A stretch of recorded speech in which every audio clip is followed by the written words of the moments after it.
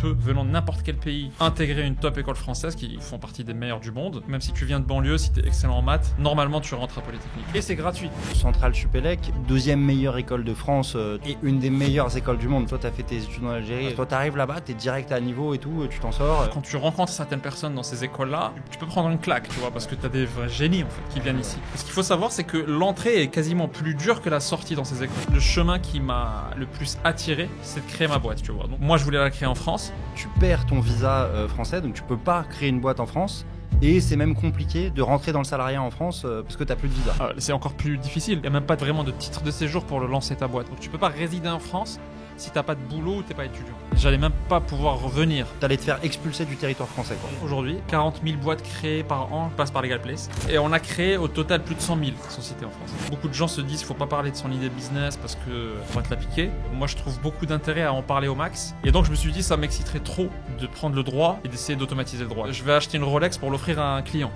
Parce que la boîte peut payer la Rolex. Question que je me suis posée hier avec mon associé. ChatGPT, il saura pas bien répondre à ça parce qu'il connaît pas le fisc français. Ça arrive souvent les contrôles du fisc. Statistiquement, normalement, c'est une fois tous les 3-4 ans, ouais, pour toutes les boîtes. Après, ils ont des triggers. Les montres, c'est un trigger. Celui qui achète des montres via sa boîte, comme chez les particuliers, celui qui a une résidence secondaire, il est un peu plus contrôlé. C'est des gens très smart, le fisc. Hein. C'est parmi les plus smart de France. Ah ouais? Bah en fait, c'est comme ça que l'État se paye. Hein. C'est via les impôts.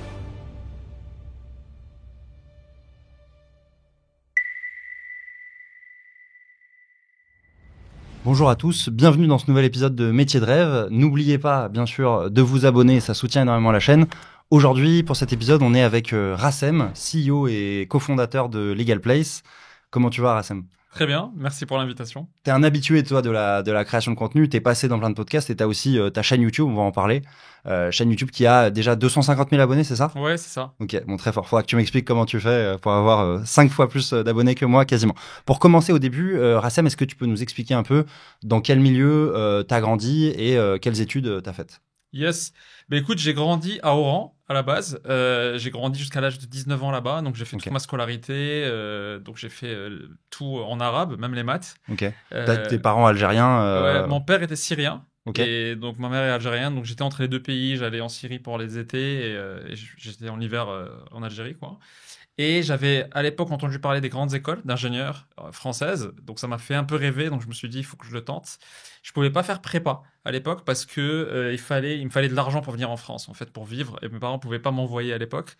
Du coup, je l'ai préparé un peu seul et j'ai utilisé ce qu'on appelle les voies parallèles pour accéder aux écoles d'ingénieurs qui sont pas très très connues. Il y a quelques places dans les top écoles françaises, entre 5 et 15 selon les écoles sur 400 élèves qui sont réservés à des mecs qui n'ont pas fait prépa. Comme ça, toutes les brebis égarées, comme ils disent, peuvent être récupérées par l'école, etc. Et donc, j'ai fait un concours avec des gens qui venaient de Paris 11, Paris 6, Versailles, etc. Je pense que c'était la seule université étrangère qui était représentée. Et ça se prépare comment? C'est en autodidacte ce truc-là? C'est beaucoup moins balisé que prépa. Donc ouais, c'est en autodidacte. C'est toi qui prépares. T'as pas vraiment d'anal ou de contexte sur donc tu fais maths physique au max, ça portait un peu sur philo, et il y a une partie qui était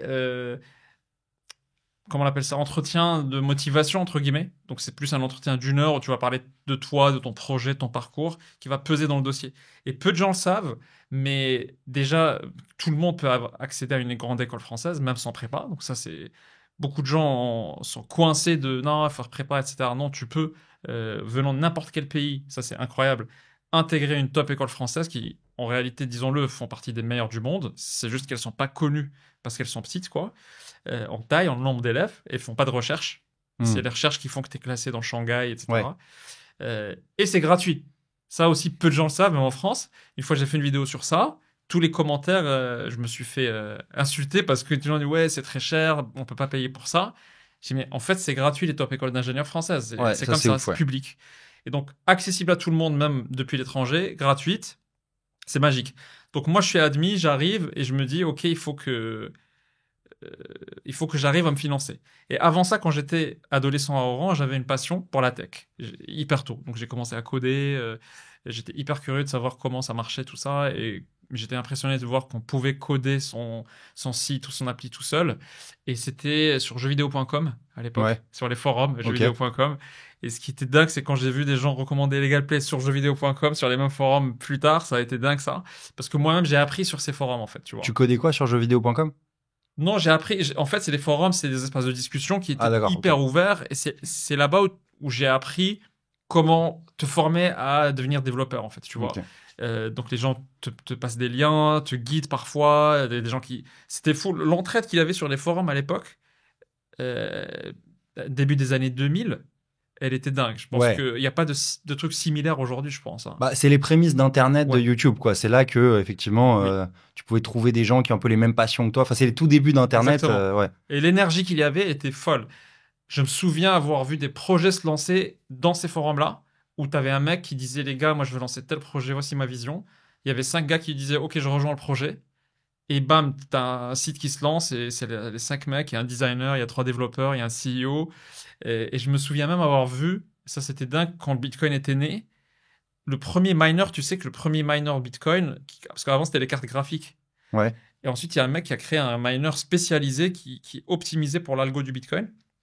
En fait, il a fait tout son pitch et sa levée de fonds sur le forum Bitcoin. C'est-à-dire que même les gens qui ont financé les premiers, ce mec-là et son usine, c'est un Chinois, ça s'est fait entièrement sur les forums. Donc voilà, il y avait une énergie comme ça. En fait, moi, ça m'avait beaucoup inspiré. Et j'ai vu devant moi des projets, j'ai même moi essayé de lancer des projets. Donc je me suis dit, OK, je vais me lancer un jour je vais créer ma boîte un jour. D'abord, je fais mes études. Donc c'est comme ça que je fais mes concours. J'arrive et je commence à faire du dev pour des boîtes françaises pour vivre, pour commencer à payer mon loyer en France, ma bouffe, tu vois, parce que j'avais pas d'euros en fait. Je suis venu sans aucun moyen. Ok, donc tu arrives à intégrer Centrale Supélec. Oui. Tu as le droit à une bourse ou un truc. L'école coûte rien, mais tu as plein d'autres trucs à payer à côté. Tu as ton loyer, ta bouffe, tes machins. Donc tu vas te. Aucune bourse. Ouais. J'ai essayé, mais je pense que je rentrais pas dans les cases des bourses qui existaient par-ci par-là, tu vois. Tu as la nationalité à ce moment-là ou pas? Non. Ok. Mais l'école pouvait te prendre même si tu n'avais pas la nationalité. J'avais mes 2 nationalités d'origine.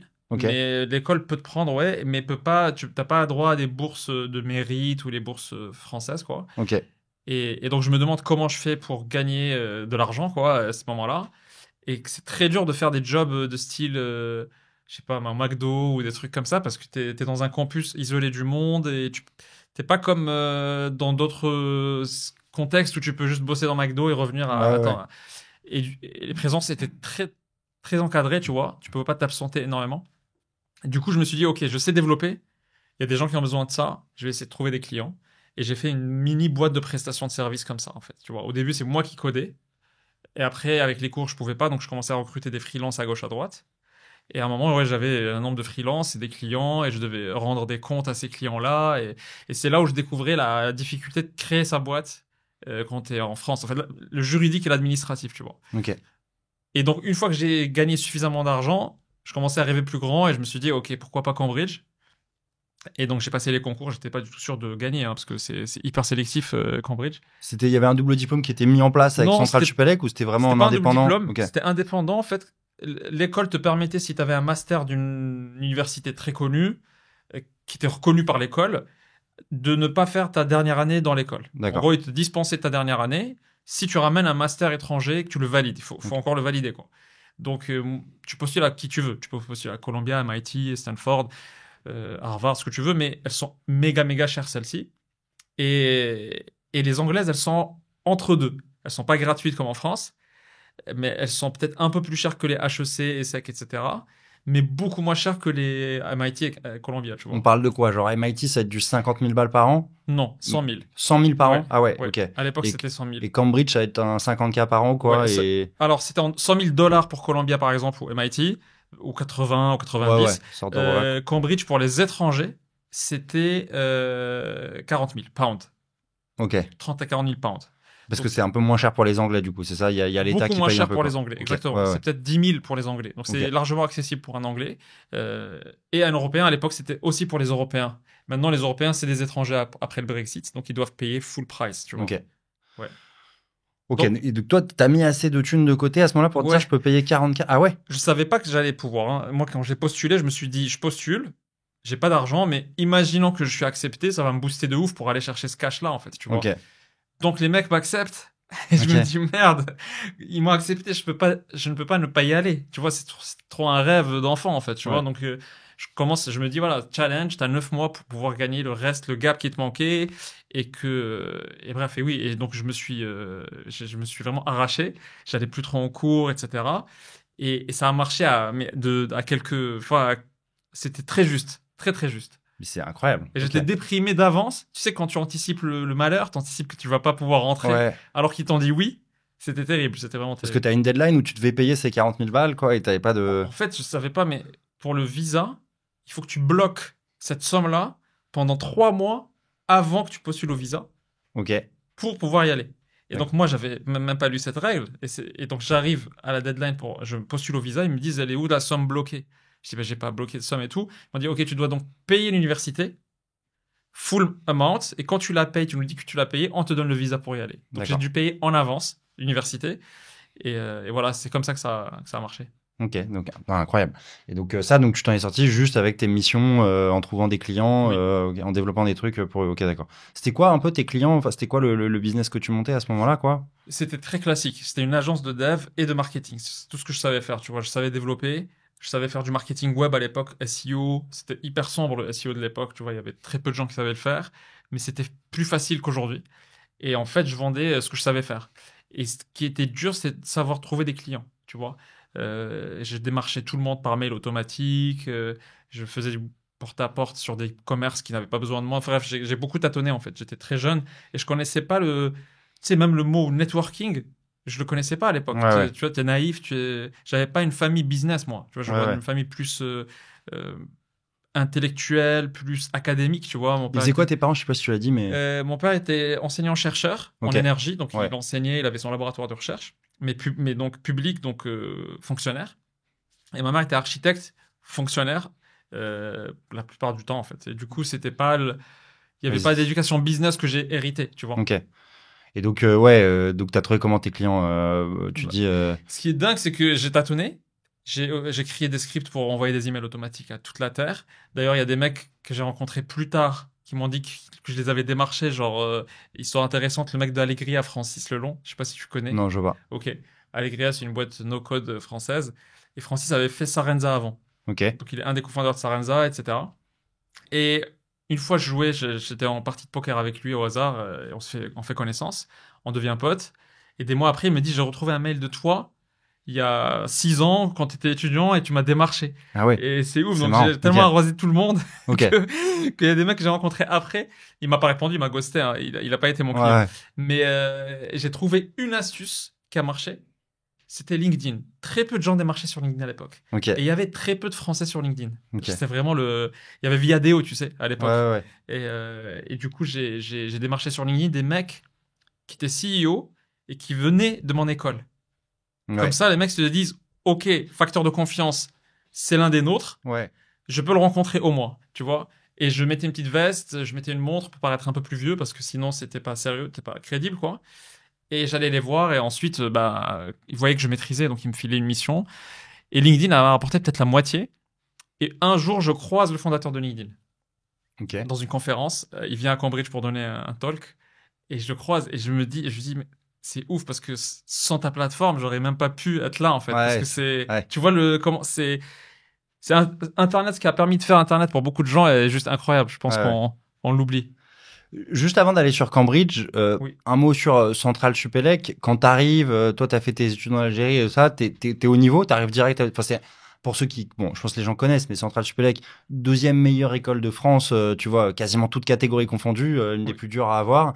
Et une des meilleures écoles du monde. Enfin, les gens qui connaissent, je pense les GAFA, tu vois, Ouais, les je pense qu'ils Google et tout ça, connaissent. ils savent que ça produit les meilleurs ingénieurs du monde, quoi. Donc, Ouais. comment ça se passe? Toi, t'arrives là-bas, t'es direct à niveau et tout, tu t'en sors. En plus, t'es en train de bosser comme un malade à côté. En fait, j'avais pas le syndrome de l'imposteur, tu vois. Ok. Je pense que si j'avais ce syndrome-là, j'aurais certainement pas, un peu plus galéré, tu vois. Mais j'avais pas ce syndrome-là, j'étais plus confiant, peut-être par naïveté. Je savais pas à quel point il pouvait y avoir un gap de niveau, etc. Tu sais, dans les classes où j'étais, en général, ça va, j'étais plutôt dans les meilleurs. Et donc, tu sais pas le benchmark de ta classe, qu'est-ce qu'il vaut par rapport à Centrale Supélec, tu vois. Ouais. Et donc, j'avais plutôt un excès de confiance. Et en fait, c'est vrai que quand tu rencontres certaines personnes dans ces écoles-là, tu peux prendre une claque, tu vois, parce que t'as des vrais génies, en fait, qui viennent ici. Et franchement, je pense que j'ai été plutôt bien préparé. Mais ce qu'il faut savoir, c'est que l'entrée est quasiment plus dure que la sortie dans ces écoles. Ouais. Tu vois. Donc, ça veut dire que c'est extrêmement dur de rentrer, mais après, quasiment tout le monde est diplômé. Il y a un classement de sortie. C'est comme un Polytechnique, il y a un classement de sortie qui est important, qui est regardé et tout. Non, c'est plus de l'ego. Il est regardé par les universités de type Cambridge qui veulent te recruter. Ouais.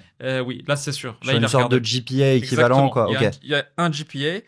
Et d'ailleurs, l'école ne te permet même pas d'aller chez Harvard ou chez Stanford si t'as pas le maximum de GPA parce qu'ils veulent avoir une bonne image, donc ils envoient leurs meilleurs éléments. Tu vois. Ouais, d'accord. Donc en fait, c'est limite même pas Harvard qui peut te refuser, c'est même ton école qui te dit non, je t'envoie pas là-bas parce que tu vas nous foutre la honte. C'est du marketing normal, hein, c'est légitime, tu vois. Donc j'ai dû quand même me battre pour avoir le GPA de Cambridge. Et c'est vrai que le niveau est. Écoute, mon associé avec qui j'ai créé Legal Place vient de ma promotion à Centrale Supélec. Ouais. Et les gens que tu rencontres là-bas, c'est ça la valeur d'une grande école, je pense. C'est pas les cours ou les profs. Tu vois, il y a un fantasme sur les écoles, mais les profs, tu peux en rencontrer par hasard de meilleurs ailleurs, en fait, quand tu choisis d'enseigner dans une université. Sur YouTube, tu peux avoir un mec qui est pédagogue de ouf, qui est même pas prof, qui est mieux que ton prof de physique quantique. Et ton prof de physique quantique, peut-être t'as rien compris dans son cours à Polytechnique ou autre. Par contre, les élèves avec qui tu vas devenir pote, qui vont t'inspirer, qui vont t'ouvrir les champs des possibles dans ta tête et qui vont te débloquer, ça te décoince beaucoup de cases dans ta tête. Ça, c'est possible, lui, il le fait. Tu vois, il y avait des mecs qui gagnaient des dizaines de milliers au poker à l'époque en étant étudiant. Il y avait des mecs qui faisaient ça au blackjack. Et c'est vrai que quand tu les vois, tu dis, OK, c'est un film, quoi, ce truc-là. Pas tous. Ils sont pas tous comme ça, hein, mais en tout cas, tu augmentes tes chances de croiser des gens exceptionnels. Et c'est pour ça que je recommanderais une grande école, en fait, tu vois. Quand tu vas arriver à Cambridge, du coup, est-ce que tu vas prendre une claque ? Est-ce que en tant qu'ingénieur français, tu te dis putain, je suis méga chaud par rapport aux autres ? Est-ce que c'est un système un peu différent, la manière dont sont les cours et tout ça ? Et est-ce que aussi le fait d'arriver dans une université où tu payes 40 000 balles, il y a des complexes sportifs, des infrastructures de dingue et tout, genre ça se passe comment, quoi ? Oui, d'un point de vue infra, c'est dingue. Moi, je me souviens par exemple, moi je faisais beaucoup de piano avant d'arriver en France. Et c'est vrai que quand je suis venu à Centrale Supélec, j'aurais demandé s'ils n'avaient pas un piano pour que je puisse continuer à m'entraîner. Et j'aurais dit que ça m'aurait choqué qu'il n'y ait pas, parce qu'il doit y avoir des pianistes dans l'école aussi, tu vois, qui doivent faire double cursus ou je sais pas, tu vois. Donc il y avait un, mais qui n'était pas accordé. Donc j'ai dû chercher des financements pour le retaper, en fait. Heureusement, ils l'ont fait, ils l'ont financé. Quand j'arrivais à Cambridge, il n'y a pas une pièce où il n'y a pas de piano. C'est un truc de fou. C'est-à-dire que tu vas dans ton collège, parce que c'est un système où tu as des collèges et les départements. Et c'est par collège, c'est là où tu habites, où tu vis, ton club d'aviron, je sais pas quoi, de sport. Enfin bref, tu vis dans un collège. C'est comme un peu dans Harry Potter, les quatre maisons, quoi. Les quatre maisons, voilà. Ouais. T'as une maison, et d'ailleurs, c'est la maison qui t'accepte, c'est pas Cambridge. Hein. Il faut que c'est accepté par une maison des 32 de Cambridge. Et ensuite, chaque maison a des places dans les départements. Genre, par exemple, la mienne, elle a peut-être 5 places dans le département de maths, 20 en business, 2 en littérature, 5 en philo, tu vois. Et parfois, ils se négocient entre eux, c'est marrant. Donc, toi, tu as le blason de ton collège. Tu as des maisons plus axées maths, des maisons plus axées littérature et tout ça. C'est vrai. Et il y en a qui sont plus prestigieuses que d'autres et elles se concurrencent entre elles. Et en fait, dans chacun de ces collèges, tu vas trouver peut-être 5 pianos. Dans les départements, tu vas en trouver. Et j'étais impressionné parce que j'avais pas de manque de ce côté-là, tu vois. Et ça, c'est un exemple. Tu peux en voir plein d'autres. Ce qui est très différent, c'est en France, on est monolithique, c'est-à-dire que l'école d'ingé a que des ingés. Donc, c'est que des mecs, presque, qui ont la même façon de penser, le même moule, en fait. Et toi, quand tu rentres dedans, petit à petit, tu commences à avoir le même moule qu'eux, sans t'en rendre compte, tu vois. Quand tu es à Cambridge, tu vas avoir à gauche de toi une linguiste, à droite un mec en nucléaire, et puis peut-être un mec en sociologie, tu vois. Et les discussions sont pas les mêmes, naturellement. Si tu croises des mecs exceptionnels dans ces domaines-là, je pense que ça peut te rendre beaucoup plus innovant parce que tu rapportes toi l'ingénieur, le gars qui fait des outils, et tu as les problématiques d'un autre secteur qui te présente une problématique. Donc, à la croisée de ces chemins-là, de ces domaines, pardon, tu peux être innovant, tu vois. Quand tu es entre ingénieurs, c'est plus compliqué, quoi, tu vois. Ouais, je suis complètement d'accord avec ça. Moi, je dis souvent, en gros, j'ai bossé 1 an dans une banque française et 7 ans dans une banque américaine, tu vois. Et je me souviens qu'au début, quand je suis arrivé dans la banque américaine, dans les meetings, il y avait des mecs qui posaient des questions et je me disais, mais il est complètement con, tu vois, genre, Ouais. pourquoi il pose cette question? Et en fait, je me rends compte que non, c'est juste que il réfléchit différemment de moi et c'est ça qui fait la force, en fait, de la boîte américaine, c'est que t'as un mec qui pose une question où nous, on n'avait même pas pensé à poser cette question tellement pour nous, c'était Ouais. évident, mais ça ne l'était pas. En fait, t'as rien qui est évident, tu vois, faut tout questionner, tout C'est challenger, notre quoi. perspective. Ouais, c'est Ouais. ça. Et ça, je suis d'accord, c'est une mentalité très anglo-saxonne, d'être très ouvert et tout ça, quoi. Bah, tu le vois quand t'es à Londres, tu vois, il y a tellement de nationalités différentes, c'est vrai. que ce soit dans les boîtes, dans la rue et tout ça, dans les restos, enfin dans tout, quoi. C'est beaucoup plus le melting pot, tu vois, qu'en C'est France, vrai. effectivement, où t'as... Par contre, là, on est fort. C'est que la sélection des écoles est tellement rigoureuse que je sens que les gens sont quand même plus forts en Ouais, France, ok? C'est-à-dire qu'en Angleterre, tu sens qu'il y a un peu de aléatoire. Parce que il y a le dossier qui compte, il y a tes parents peut-être, qu'est-ce qu'ils ont fait, qu'est-ce qu'ils ont donné, je sais pas. En tout cas, il y a des paramètres qui ne sont pas complètement rigoureux et objectifs. Là où quand un mec rentre à Polytechnique, tu sais que même si son père était je sais pas qui, il y a sa note en maths et en physique, tu vois. ok. Et du coup, on sent plus fort. Mais, mais ça fait qu'il y a plus d'autistes, sans doute. Quand je dis autistes, dans le sens des gens qui sont peut-être hyper optimisés pour faire des maths, mais qui ne sont pas multidisciplinaires, tu vois. Ouais, Et Cambridge, ils m'ont expliqué qu'ils ont changé leur sélection, qui était plus à la française avant, pour avoir des gens un peu plus, peut-être plus, oui, plus multidisciplinaires, c'est des gens capables d'être éloquents, mais en même temps très bons en maths, en ouais, même ouais. temps. Et ils ont voulu réduire le nombre de gens très très geeks. C'est une philosophie en fait, tu vois. Ouais, c'est une philosophie, Ça ouais. crée des gens différents. Ça crée Mais des c'est vrai que, gens. donc, toi, ce que tu dis, c'est que la philosophie anglaise fait un peu plus de reproduction sociale, parce que pour être éloquent, cultivé, Sûr. tout ça, Oui, oui. tu l'as pas comme ça, Même quoi. ton Alors code qu'un postal. Ton ouais, code postal compte pour rentrer dans le bon lycée. Ensuite, le bon lycée te mène au bon truc. Et ouais. c'est des non-dits, tu vois. Alors qu'en France, c'est un peu plus supposé être un peu plus démocratique. Hmm. Parce que même si tu viens de banlieue, si tu es excellent en maths, normalement, tu rentres à Polytechnique, tu vois. Ouais. Ok, écoute, hyper intéressant. Tu as fait donc Central Supélec, Cambridge, tu as un des meilleurs CV que tu peux avoir dans les ingénieurs dans le monde. On est quoi, dans les années 2010 à ce moment-là?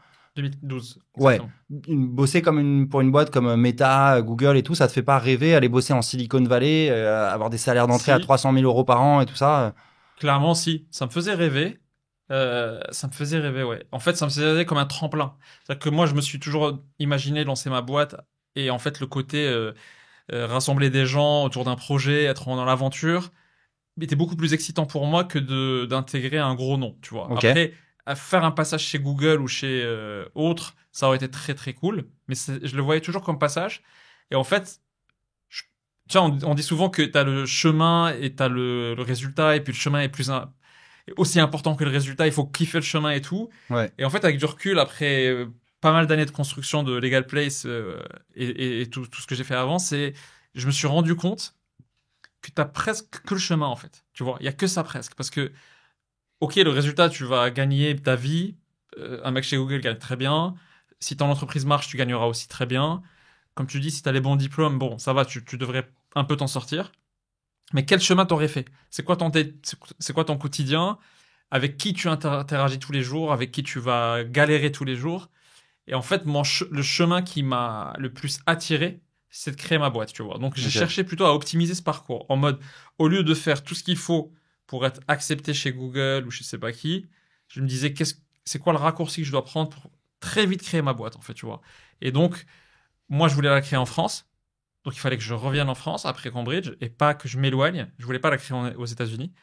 Et la créer en France, bah, il me fallait un job pour avoir les papiers, entre autres, et pour avoir le temps de former ma team, trouver la bonne idée, enfin l'alignement des étoiles, en fait, tu vois. Hmm. Donc, j'étais plus en mode comment j'optimise mon chemin vers ma boîte que je dois lancer le plus vite. Limite, peut-être que j'aurais même pas dû faire de diplôme, tu vois. Parfois, Bah, je me c'est ça. dis, pourquoi j'ai fait ces Bah, études, c'est en fait, tu étonnant, vois. parce qu'en fait, tu vois, Central Cambridge, tu peux te protéger derrière tes diplômes Mm. dans le salariat, ça va être hyper valorisé dans les boîtes de tech ou Oui, d'autres boîtes, quoi. Là où dans l'entrepreneuriat, tu vois, on se dit, mais pourquoi être allé mettre 40 000 balles dans Cambridge? Dans l'entrepreneuriat, tes diplômes, on en a quasiment rien à foutre. Peut-être ça va te débloquer quelques clients. Tu l'as dit, ça t'a permis de te faire un réseau et de trouver tes associés, mais au-delà de ça, tu vois, enfin, c'est très faible, quoi, par rapport à ce que ça serait dans le salariat, quoi. Ça t'aide beaucoup, peut-être en France, parce que on est une société qui marche beaucoup au prestige. Ouais. Et du coup, même si tu es entrepreneur, tu dois aller voir des fonds qui eux-mêmes sont certainement diplômés, avec des salariés chez eux qui sont bien diplômés. Et donc, ils vont avoir un jugement beaucoup sur si tu as les codes, si tu leur ressembles, si tu... il y a quand même un jugement très fort. Donc, je sais pas combien ça participe de la prise de décision d'un investissement, tu vois.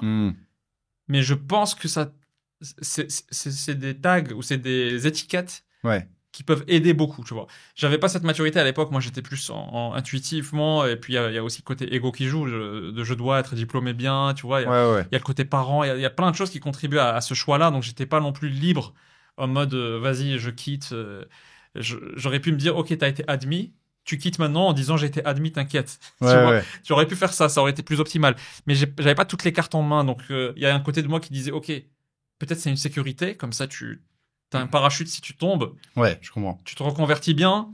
Peut-être que les mecs te prendront plus au sérieux. Peut-être que quand tu vas recruter, on va parler peut-être après de recrutement, mais une des choses les plus importantes qu'un CEO doit faire, c'est de recruter des stars. Comment est-ce que ces stars-là te donneront de la crédibilité, en fait, tu vois. Donc, tu dois rassembler un maximum d'éléments de signaux de crédibilité. Ça peut être ton école, ça peut être aussi des achievements, tu vois. Si j'avais pas fait d'école, j'aurais dû certainement faire un achievement de malade en disant, les gars, j'ai fait ça, en fait, tu vois. Donc, rejoignez-moi parce que j'ai déjà réussi un truc à taille plus modeste et tout. Mais c'est pas pour chômer, tu vois. Ne pas faire l'école, ça veut dire que derrière, t'es déjà sur un truc qui est en train de prendre. YouTube, si j'avais fait une chaîne, à l'époque il n'y avait pas vraiment ça, mais si j'avais une chaîne YouTube qui marchait très bien, j'aurais pu me dire ok, on arrête, j'ai déjà un achievement de ouf qui fait que ma crédibilité elle sera là face aux gens avec qui je vais parler en fait, tu vois. Ok, donc tu voyais ça comme un label pour te rassurer toi, tes futurs collaborateurs, tes futurs investisseurs et tout ça. Ok, très clair. Ouais. Ok, donc tu rentres de Cambridge, tu vas rentrer en France avec l'idée de monter une boîte. Qu'est-ce qui va se passer du coup? Bah, déjà un truc complètement con, mais je pense que il faut le dire parce que ça doit bouger un jour en France ce truc-là, c'est que quand je suis revenu, j'avais une offre d'une boîte de conseil très connue qui s'appelle EY. Et c'était un peu le seul entretien que j'avais passé. Tu vois, ils sont venus me chercher, j'ai fait l'entretien, ils m'ont dit bravo, tu t'es pris. Ouais. Donc je me suis dit ok, ça c'est fait. Maintenant je peux me focus sur la next step. Je rentre de Cambridge pour les rejoindre. Et là, ils me disent, OK, t'as plus de titre de séjour étudiant parce que t'es plus étudiant en France, t'étais étudiant en Angleterre. On peut plus te prendre. Je dis, mais comment? J'ai mon CDI. Faites-moi les papiers qu'il faut. Ils disent, non, mais il faut avoir été étudiant pour qu'on te transforme en salarié en France. Parce que c'est la seule voie presque en France pour prendre des nouveaux salariés. C'est qu'ils aient été déjà étudiants en France. Donc, tu peux venir de Harvard, avoir un CDI dans un cabinet respectable, et l'administration te dit, non, on peut pas. Donc j'ai dû passer par des trucs de folie. Donc je me suis réinscrit dans un master. J'ai raconté que je voulais faire un master. Et ça, c'était pour rentrer chez EY du coup? Oui, juste pour avoir les papiers, pour pouvoir résider en France. D'accord. Et bosser chez EY en fait, tu vois. Mais t'aurais pas pu juste... Pourquoi tu veux bosser chez EY et pas lancer ta boîte directement à ce moment-là? C'est encore plus difficile parce que du coup, pour lancer ta boîte, il n'y a même pas vraiment de titre de séjour pour le lancer ta boîte en fait, tu vois. Donc tu peux pas résider en France si t'as pas de boulot ou t'es pas étudiant, tu vois. Donc en gros, t'allais te faire expulser du territoire français, quoi. J'allais même pas pouvoir revenir même. J'allais rester au UK. Ah ouais. Oui. Est-ce que tu imagines, c'est une anomalie. Enfin, j'ai dû me réinscrire, supplier des gens parce que c'était en août que je découvre ça, donc les inscriptions c'était à la fin. Je raconte toute une histoire à un master pour qu'il m'accepte, pour qu'il me fasse des papiers, que je donne après à EY, qui fasse mon introduction en France en tant que salarié, tu vois. C'était vraiment un parc, mais c'était un stress, je te raconte pas le stress, hein, parce que t'as quoi, 22, 23 ans, tes ressources sont encore limitées, tu viens de payer cher ton truc là-bas. Ah ouais, c'est incroyable. Ouais, tu te dis, putain, je vais faire quoi là, je rentre. C'était dur, ouais. Et après, bon, ça a marché après beaucoup de... Et ça, c'est pas que moi, hein. Il y a beaucoup de gens qui tombent dans ce piège-là, parce qu'ils connaissent pas... Ils font leurs études en France et après, c'est ciao, ils sont expulsés. Ceux qui vont faire un truc à l'étranger, ah oui. s'ils ne font pas un truc un peu... Genre, ils fake qu'ils sont encore en France pour que la France leur renouvelle un truc d'étudiant, tu vois, ils créent un fake truc d'étudiant en France pour qu'ils gardent leur séjour en France. Comme ça, quand ils reviennent, ils n'ont pas un vide de séjour, en fait, tu vois. Moi, je me suis dit, le système doit être bien fait. J'ai fait une école et j'ai un CDI. il va m'intégrer le système. Ouais. En Non, fait, c'est bureaucrate. ouais. Mais c'est les écoles qui trollent un peu. C'est-à-dire que Centrale, ils auraient dû faire un truc où en fait, t'es étudiant centralien Oui. en double diplôme à l'étranger, tu vois, mais tu gardes. Tu dois garder un appart aussi ouais. en France. Parce Ah ouais, que tu ok. dois avoir le justificatif de domicile. Donc Ouais. tu dois prendre un appart, le payer, dire à ta fac ou ton école de te donner un truc d'inscription comme quoi tu es encore inscrit. Comme ça, la préfecture le prend. Tu Ok. vois. Donc c'était tout un truc. Et moi, je me suis dit intuitivement, j'étais naïf, qu'il ne devait pas y avoir de loophole, de faille dans le système, que le système doit être bien fait, tu vois. Bon, après, j'ai Ouais. appris à mes dépens. T'as compris que pas du tout, quoi. Ouais. Ouais. Et puis maintenant, je suis dans le game, je suis dans le marché de l'administratif avec Ouais. Legal Place. Donc Ouais. je sais qu'il y a plein de blocages qui sont mal faits et tout parce que le système est complexe en fait. Tu vois. Ok. Ok. Donc en gros, quand tu rentres de Cambridge, tu perds ton visa français, donc tu peux pas créer une boîte en France. Et c'est même compliqué de rentrer dans le salariat en France parce que t'as plus de visa, quoi, tout simplement. Exactement. Ok. C'est ça qui s'est passé. Donc tu vas faire comment pour contourner ça et pour quand même réussir à rentrer chez Ernst & Young? Bah, tu refais une inscription comme si tu étais un nouvel étudiant, donc tu repars dans un long nouveau process de visa français qui prend des mois. Et au bout de ce parcours-là, tu donnes à EY les documents qu'il faut et c'est eux qui font après 2-3 mois de travail administratif et là, tu peux les rejoindre. Donc en fait, au lieu de les rejoindre en septembre, je les ai rejoints en mars, par exemple, tu vois. D'accord. Ouais, putain, galère. Ouais. Et donc, ok, donc là, tu as bossé 2 ans chez EY dans l'optique, toi, juste de gagner la nationalité, c'est ça? Non, alors au début, je savais pas que la nationalité était nécessaire. Au début, c'était juste l'optique, c'était je veux avoir le temps de maturer un. Tu sais, j'avais pas une idée précise encore. Tu vois. D'accord. Je savais que je voulais créer un truc qui a un gros impact, qui soit dans la tech. Et donc, en fait, il fallait le temps de creuser plusieurs idées, plusieurs pistes. Et aussi d'embarquer des gens avec moi, tu vois. Donc, c'était prendre le temps de préparer la next step. Ok, d'accord. Donc, comment ça va se faire ça? Pendant tes 2 ans chez EY, du coup, tu réfléchis, tu commences à chercher tes associés, ça se passe comment? Exactement. Tu testes des idées, tu fais des landing pages, tu fais des budgets sur ces landing pages pour voir si les gens vont acheter ou pas. Et ensuite, tu tombes sur une idée où tu sens que ça va prendre, qu'il y a un vrai besoin auquel tu réponds. En l'occurrence, c'est un besoin que moi j'avais même à l'époque quand je commençais mon activité de prestation de service. Et tu commences à en parler. Donc moi, je n'avais pas d'avocat forcément dans mon réseau. Je commence à en parler avec des avocats parce que je connaissais pas le droit très précisément, tu vois. Euh, et à chaque fois, et en fait, j'en parlais au max. C'est vrai que beaucoup de gens se disent, faut pas parler de son idée business parce que on va te la piquer. Ouais. Moi, je trouve beaucoup d'intérêt à en parler au max parce que ça t'ouvrira des portes que tu peux pas soupçonner. Tu peux avoir des potes qui peuvent t'aider, mais tu sais pas, qui peuvent t'aider parce qu'ils savent pas ce que tu vas faire en fait. Tu vois. Ouais. Donc je parlais au max, je disais ouais, je vais faire ça, je vais faire ça. Et un jour, on présente un avocat comme ça. Et cet avocat devient mon associé après un déjeuner. Et au début, c'était juste un déjeuner pour se rencontrer, pour que je parle de ce que je fais, et lui aussi. Et c'est devenu notre associé à Sam et moi, quoi. Tu vois. Ouais, ok. Donc voilà ce qui se passe dans cette période-là. T'es à la recherche de l'idée. Et en fait, il y a un truc magique quand même à cette période-là parce que tout est possible encore, tu vois. Tu t'imagines lancer tel projet, ensuite un autre. Ce travail de projection, moi, je l'ai plutôt bien vécu, tu vois. Il y a beaucoup de gens qui te disent, ouais, j'ai pas d'idée, etc.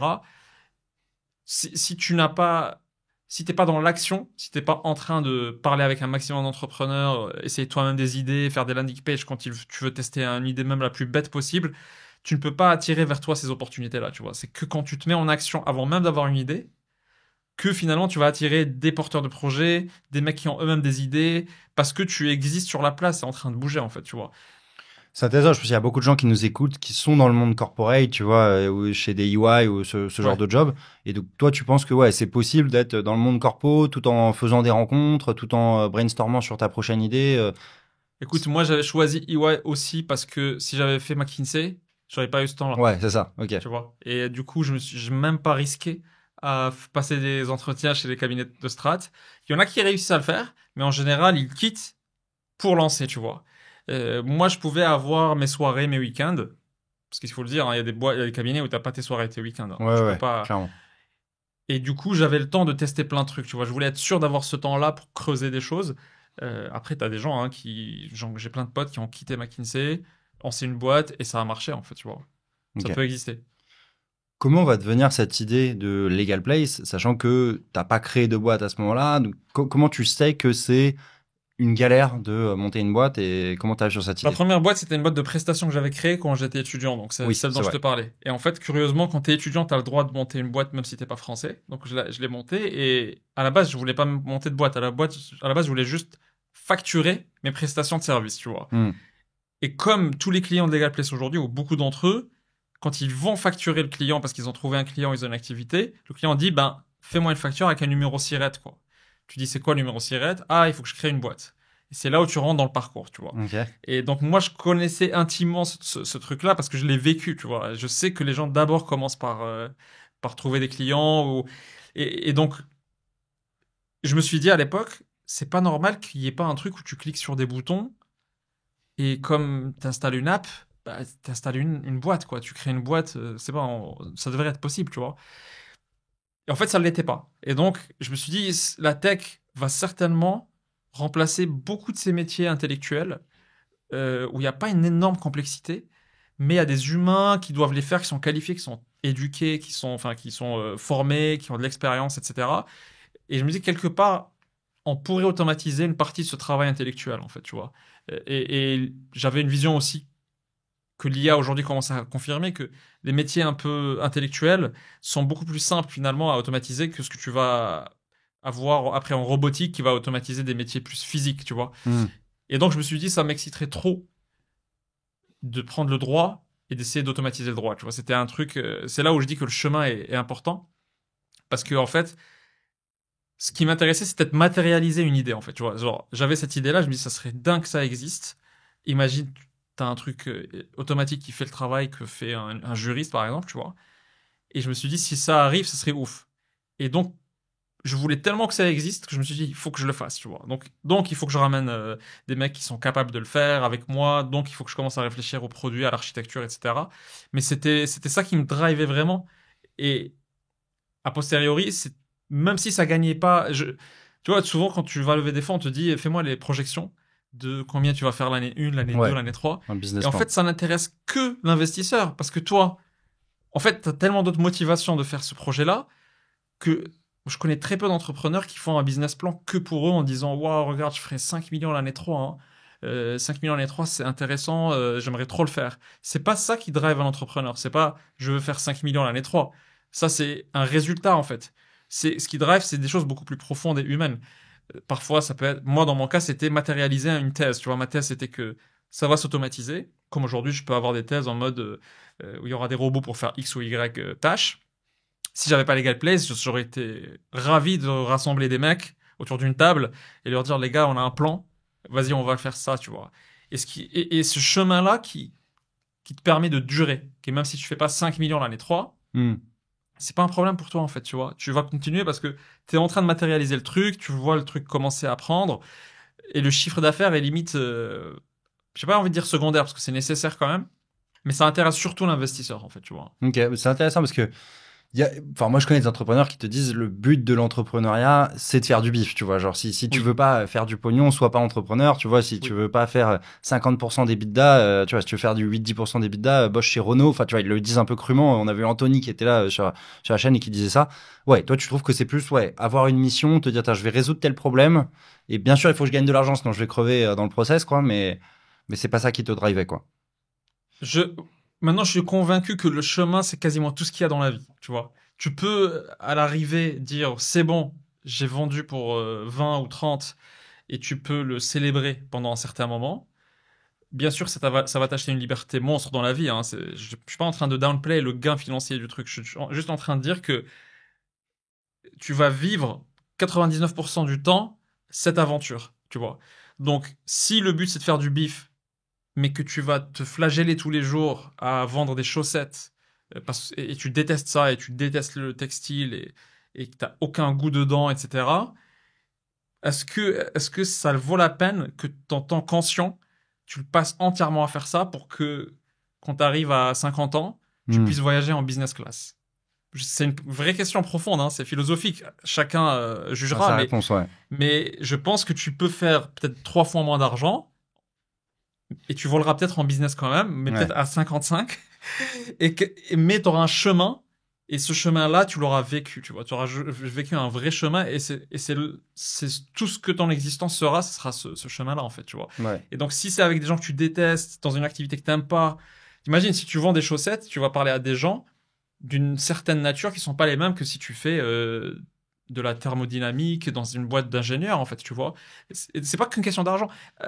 Anthony dit ça, mais il y a des gens chez Google qui gagnent plus que lui Ouais. et qui font ce qu'ils veulent. Tu vois, donc si tu es exceptionnel en IA, en tant que scientist, bah, va chez Google et tu vas gagner plus que tous les Anthony de France. Ouais. Non, mais tu vois, c'est... Ouais. Non, mais, enfin, pour être clair, moi, je suis 100% d'accord avec toi. J'ai juste un biais de perception qui est que dans ma vie, j'ai croisé beaucoup de gens qui, entre un job chiant, qui les intéresse pas, tu vois, qui les épanouit pas, mais extrêmement bien payé, et du risque de l'aventure et tout ça, ils choisissent le job extrêmement bien payé, tu vois, mais 100 fois, tu vois, genre, j'ai vu 99% des gens que j'ai croisés en finance, alors peut-être que la finance regroupe des gens qui sont comme ça, donc j'ai un biais de perception. C'est une prise en doré, quoi. Ouais, c'est ça. Oui.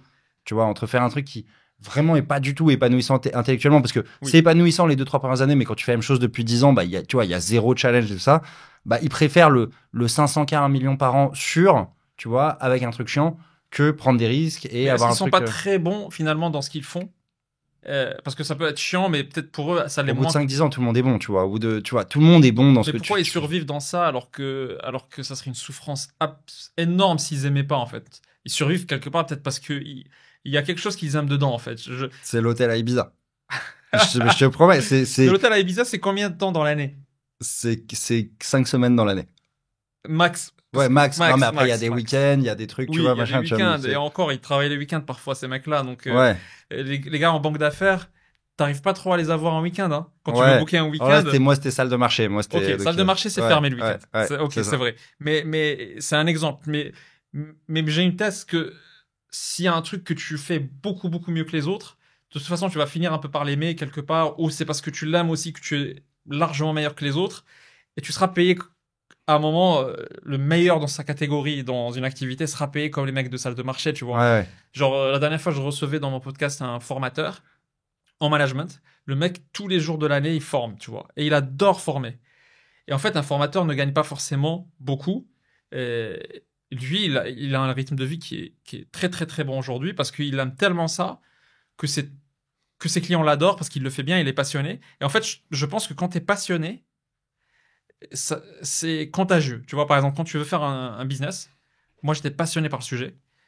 Tu ne peux pas emmener des hommes avec toi si t'as pas une passion. Tu peux avoir du charisme, mais ça suffit pas parce que si tu es charismatique mais que tu es très très ennuyé par un sujet, ça va te bouffer ton charisme, tu vois, et ça va se voir. En même temps, le mec hyper passionné, tu vas parler de son sujet, il y a des mecs qui vont envie de le suivre et qui vont tout lâcher pour le suivre. Et donc, comment tu vas être entrepreneur sans aucune passion? Est-ce que tu vas réussir à avoir les meilleurs avec toi et les recruter? Est-ce que tu vas pouvoir tenir toi-même l'adversité? Parce que c'est quand même beaucoup d'adversité. Et donc, en fait, oui, ça marche peut-être pour des boîtes où tu as besoin d'être seul avec 2-3 mecs et tu n'as pas besoin que ces 3 soient exceptionnels. Donc, c'est une boîte un peu obscure ou des trucs, tu vois. Mais imagine une boîte où tu dois avoir 200 ingénieurs, que tu dois les driver, ils doivent te suivre et avoir des directeurs plus smart que toi. Waouh, sans passion, c'est hyper complexe, dur. Hein. Ouais. Et en fait, on peut être passionné par beaucoup de choses. Il y a des gens qui sont passionnés par l'immobilier. Et va te battre contre eux, en fait. Si toi, t'es pas passionné par l'immobilier.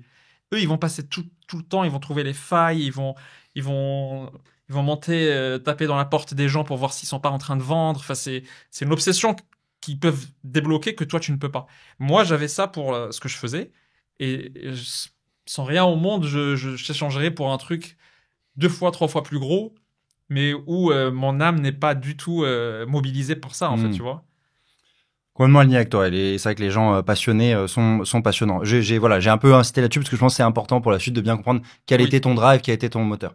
Est-ce que tu peux nous expliquer en 2 mots Legal Place, c'est quoi? Ça fait quoi ce service exactement? Ouais, Legal Place, ça permet à n'importe quel entrepreneur qui veut devenir entrepreneur, parce qu'il ne l'est pas, encore avant de nous utiliser, de lancer sa boîte en quelques clics. Et en fait, il n'a pas à se frotter avec l'administration, ni à négocier un prix, ni à passer des coups de fil, rien du tout. Il a vraiment son écran dimanche soir.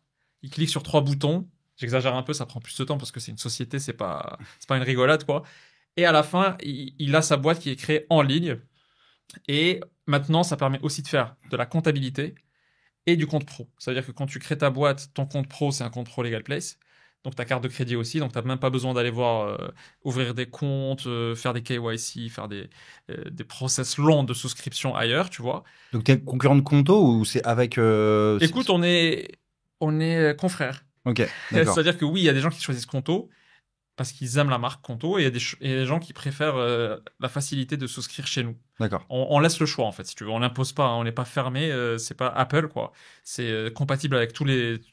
Tu peux avoir BNP et Conto et nous avec des usages différents en fait. Il y a beaucoup de boîtes qui ont 2-3 comptes bancaires. Mais je peux avoir que Legal Place, je peux avoir tous Oui, mes comptes en bien banque chez sûr. Legal Place, en Oui, compte oui. pro, j'ai mes factures éditées automatiquement, j'ai mon app, je me retrouve, j'ai tout Exactement, quoi. c'est Ok, le but. ok, Et c'est la même application que la compta, ce qui fait que tu n'as pas deux apps, tu as une seule.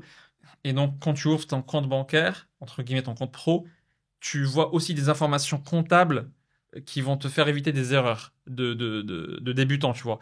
Une des grosses erreurs de débutants qu'on connaît, qu'on voit, qu'on a tous fait, hein, c'est, tu vas rigoler peut-être, mais c'est la TVA. On a tous l'impression que ça nous appartient. On ne sait pas que ça nous appartient pas. Et donc, quand on récolte 12 000 euros de chiffre d'affaires, les 2 000 euros, on pense que c'est à nous ouais, et on peut les dépenser. Là où Legal Place va te montrer tout de suite dans ta trésor, que tu consultes ta trésor tous les jours dans ton compte bancaire, tu vas voir combien il te reste, bah ça te dit que 2 de ces 10 sont dus à l'État dans 30 jours, tu vois, et ça te ok. calcule automatiquement la TVA parce que ça fait la comptabilité pour toi aussi, tu vois. Donc il y a des erreurs comme ça qu'on arrive à éviter parce que c'est la même application. C'est quoi les autres grosses erreurs et les autres gros pain points sur lesquels t'aides les entrepreneurs, quoi? Alors nous, normalement, on est une plateforme pour te permettre de gérer ta boîte. Donc on te conseille pas vraiment sur le business, tu vois. On fait du contenu sur le business. Ça, c'était un choix très fort chez nous d'avoir aussi une chaîne YouTube. On va en parler peut-être après. Et c'est sur la partie contenu qu'on va essayer de te former, t'éduquer au max. Mais le logiciel, le soft ou le service lui-même va juste te permettre de gérer ta boîte et d'être à jour de tes obligations vis-à-vis de l'État, tu vois, donc la TVA à payer, le bilan à faire. Le max qu'on fait aujourd'hui, c'est peut-être aider à fiscalement prendre les bons choix. Par exemple, parfois, il vaut mieux être une SARL qu'une SASU, qu'une Mhm. SAS. On va le détecter automatiquement maintenant. Ça, c'est une avancée qui est beaucoup plus dur à avoir si t'es pas chez Legal Play, si t'es chez un expert comptable classique, parce qu'il n'a pas le temps de regarder tous ses clients et où est-ce qu'il peut régler des problèmes. Nous, comme c'est des machines qui le font, ben, on peut regarder sur 10 000, 20 000 clients, là où c'est pas optimal. Et il faut que tu transformes. Et on te dit, clique ici pour transformer ta boîte. Bien sûr, c'est Legal Place qui te le transforme parce que ça s'appelle Legal Place. Et donc, derrière, tu vas économiser peut-être 20 000 euros d'impôts à ne pas payer parce que tu as pris la bonne forme, tu vois. Ça, c'est ce qu'on sait faire aujourd'hui. Après, des erreurs de gestion pure, on sait pas, tu vois, on sait pas faire. Il y a des erreurs business. Tu peux peut-être acheter trop de stock alors que t'as pas encore de demande et le stock va se pourrir. Tu vois, on va pas rentrer dans ce Ouais, détail. ouais. Mais c'est fou déjà le truc SARL versus SAS, t'arrives à spotter, le mec il prend Oui, trop de charges patronales, il devrait se payer en dividendes. exactement. Ok. C'est ça qui est excitant, c'est que tu as vraiment tous les chiffres de toutes ces boîtes-là. Tu vois toutes les modèles, les patterns dans ces boîtes-là. Et en fait, par segment, comme on a un volume énorme, on voit les artisans. On sait quelles sont les optimisations qu'il faut faire pour eux. Ok. Les knowledge economy workers, on sait, les développeurs, tu vois. Donc, on commence à avoir des savoir-faire sectoriaux qui, si tu n'avais pas ce volume, tu pourrais pas développer ce savoir-faire, Hmm. tu vois. Si tu sais faire, si tu as fait que 5 artisans toute ta vie, mais tu connais pas vraiment la comptabilité pour les artisans, en fait, tu vois. Ah ouais, c'est intéressant. Bah, c'est comme une app, quoi. Enfin, t'as une communauté et tu Ouais, prends des décisions basées sur les communautés, quoi. Ok, c'est ouf. Donc, il y a vraiment aussi cette dimension conseil. Je sais pas, à dire aux gars, bah, tu devrais créer une holding au-dessus. Tu devrais pas détenir directement tes boîtes. Tu devrais créer une holding, faire remonter les dividendes sur la holding et tout ça. Ok. ouais. Ça, c'est un peu plus complexe, parce que Ouais, ça, c'est le travail, normalement, des conseillers en gestion de patrimoine. ouais. On fait la partie basique de ça, c'est-à-dire, bon, déjà, tu peux avoir un conseiller de gestion de patrimoine qui te dit, il faut que tu fasses tel montage. Et quand il te le dit, bah, tu le fais chez nous, ce montage, ok? Donc, tu D'accord. vas créer la holding chez nous, tu vas créer la SCI pour ton immobilier chez nous, et tu vas les lier, on va faire la compta de toutes ces boîtes-là. Après, nous, on a un savoir-faire, mais qui va pas, qui est un peu le 80-20, tu vois. Genre, on sait te dire la holding dans les cas classiques, c'est où est-ce qu'il faut la créer, la SCI, à quoi elle te sert. Mais quand tu as vraiment un patrimoine très important, mettons que tu as, je sais pas, 2-3 millions de patrimoine, 5 millions et et que tu veux l'optimiser, là, il faut vraiment aller voir des gens dont c'est le métier parce que c'est très technique. D'accord. Petit à petit, on ira vers ça, mais l'IA est encore en train d'automatiser des choses basiques chez nous qui sont déjà ouf. Hein. En IA, on a des choses qui sont très spectaculaires qui vont sortir bientôt. Je vais faire des démos sur LinkedIn pour montrer un peu ce que nos bots sont en train de faire, nos agents. Il y a des trucs que tu peux annoncer, là, la vidéo, elle sort fin juin. Il y a des trucs que tu vas annoncer. Ouais, on va sortir très bientôt. Je sais pas si ce sera sorti juin, mais peut-être juillet. Un agent qui sera un peu un chat GPT, mais pour la compta en France. Et en fait, ce qui va te permettre de dire, c'est OK, j'ai une boîte. Donc, tu n'es pas client Legal Play. Ça sera gratuit, ça sera accessible. Et ce sera une aide pour toi avant d'avoir un professionnel qui t'aide. Et en fait, ça permettra de dire OK, je travaille de chez moi, je suis freelance. Il y a une pièce dédiée. Est-ce que je peux prendre une partie de mon loyer sur ma boîte? Tu vois? Et elle va te poser toutes les questions nécessaires et à la fin, elle va te donner la somme. Question que je me suis posée hier avec mon associé. Sérieux? Ouais. Non, c'est une question. Nous, on sait toutes les questions posées pendant les 6 premiers mois d'une boîte. Okay. On les sait, on a les stats, tu vois. Donc, je sais que cette question est très posée et elle est légitime, tu vois. Et donc, elle va te poser des questions, mais elle va très finement te poser des questions. Par exemple, elle va te dire, OK, on a la superficie, on sait ton appartement combien il fait, donc c'est un pourcentage. Mais combien de chiffre d'affaires tu fais? Parce que si ton CA est très faible, on pourra pas mettre 300 € de loyer alors que tu fais 200 € de chiffre. Ça serait abusé. Et elle va te demander, est-ce que tu as un coworking space à côté? Genre, est-ce que dans un WeWork, tu as un bureau? Parce que si en plus tu as un bureau, on va discounter un peu le remboursement parce que le fisc pourrait se dire, il n'est pas exclusivement dans cette pièce de 20 mètres carrés parce que de temps en temps, il doit être dans son bureau WeWork. Donc, elle est très fine. Si moi, par exemple, mon associé, il bosse de chez lui. Moi, je bosse de chez moi avec le chef monteur, avec d'autres personnes. Donc, moi, de chez moi, on s'est dit, on peut prendre un peu plus. Et est-ce qu'on peut prendre 2 bureaux? Parce que lui, il bosse de chez lui, moi de chez moi. Est-ce que ça fait du sens, ça? Ou est-ce que t'as pas... En fait, la question que tu vas lui poser, c'est, voici ma situation. Bon, déjà, c'est plus loin que ça. Toi, tu vas juste lui dire, j'ai telle configuration. Est-ce que je peux passer 1/3 de mon loyer ou 1/5 sur la boîte. Et elle va te poser, là où elle doit être intelligente, c'est elle doit te dire, elle va essayer de savoir tout ton contexte en te disant, ton associé, il fait quoi? Est-ce que vous avez un bureau à côté? Le bureau à côté, ils font combien? Et en posant et votre chiffre d'affaires, c'est combien? Donc, si t'es client, elle le connaît déjà. Mais si t'es pas client, elle va te le demander. Et à la fin, elle va te dire, OK, dans ta situation là, ce qu'on préconise, pour que ça passe le fisc, si jamais tu as un contrôle, c'est que tu mettes 200 € pour toi et 100 € pour ton associé. Et c'est la boîte qui les couvre. Et là, tu es safe, tu vois. Et ça, c'est une question. Mais en fait, tu en as 1000 questions comme ça. Par exemple, je vais au CES de Las Vegas avec mon associé. Est-ce que je peux prendre business class ou pas? Parce que c'est la boîte qui va me payer parce que je vais pour chercher des clients éventuellement. Donc, elle va te poser la question, c'est quoi le potentiel des clients que tu vas voir? Quel est le coût total de ton voyage? Est-ce qu'il y a un hôtel dans le voyage, etc. Elle va dire, OK, business, c'est limite, tu vois. Ton 5 étoiles à Las Vegas, il n'est pas si justifié que ça parce que tu n'as aucun client sur place, par exemple, tu vois. Et donc, elle est capable de te poser des questions comme ça ou je vais acheter une Rolex pour l'offrir à un client. Est-ce que la boîte peut payer la Rolex? C'est des vraies questions, ça. Non, mais c'est des vraies questions, tous les jours. ChatGPT, il saura pas bien répondre à ça parce qu'il connaît pas le fisc français, tu vois. Il sait pas comment réfléchit le fisc, qu'est-ce qu'il tolère et qu'est-ce qu'il tolère pas. Donc nous, on connaît parce que c'est notre métier et donc on a mis ça dans un bot qu'on veut ouvrir gratuitement, comme ça, même si t'as pas encore de conseils, d'experts comptables ou autres, tu pourras poser ces questions-là et avoir au moins des premières réponses, tu vois, comme ça tu pourras mettre ton loyer. J'achète une voiture, ma Tesla, est-ce que je l'achète par ma boîte ou est-ce que c'est moi qui l'achète perso et je fais les indemnités kilométriques, tu vois? Il y a plein de questions comme ça. Carrément, et t'es obligé en tant qu'entrepreneur au début où tu gagnes très peu, tu vois, d'essayer d'optimiser un peu sur ces trucs-là, quoi, tu vois. Oui, c'est tout l'intérêt. Sans faire des abus de biens sociaux, mais tu vois, tu dois effectivement...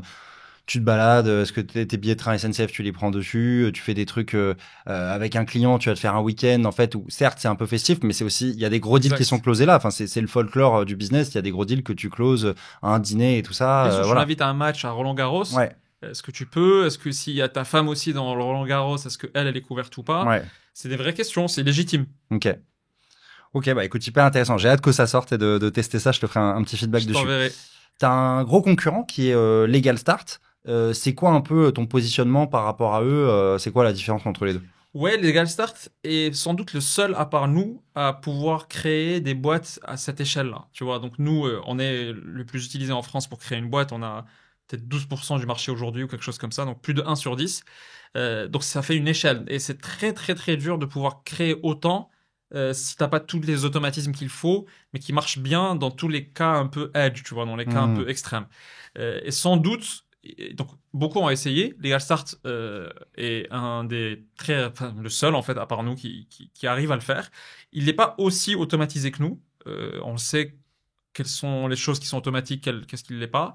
Mais c'est un bel acteur. Et c'était quoi la question? C'est quelle est notre différence? Ouais, comment tu te positionnes par rapport à Legal Start, toi, tu dirais? En fait, nous, Déjà, qui s'est lancé en premier? C'était en même temps? Eux, non, ok, d'accord. nous, on est derniers entrants. Donc, il y avait déjà Captain Contrat aussi, Ok. qui était avant nous, qui a été racheté. Et puis, il y avait plein d'autres acteurs, mais assez petits. Et en fait, nous, la grosse différence, c'est que on commence par la création de société, mais c'est pas là où on fait tous nos chiffres d'affaires, en fait. Versus les autres acteurs sont spécialisés en création de société et c'est la majorité de leurs chiffres. D'accord. Nous, on a, comme je t'ai dit, toute une suite. Maintenant, on est très poussé en comptabilité. On a le compte pro.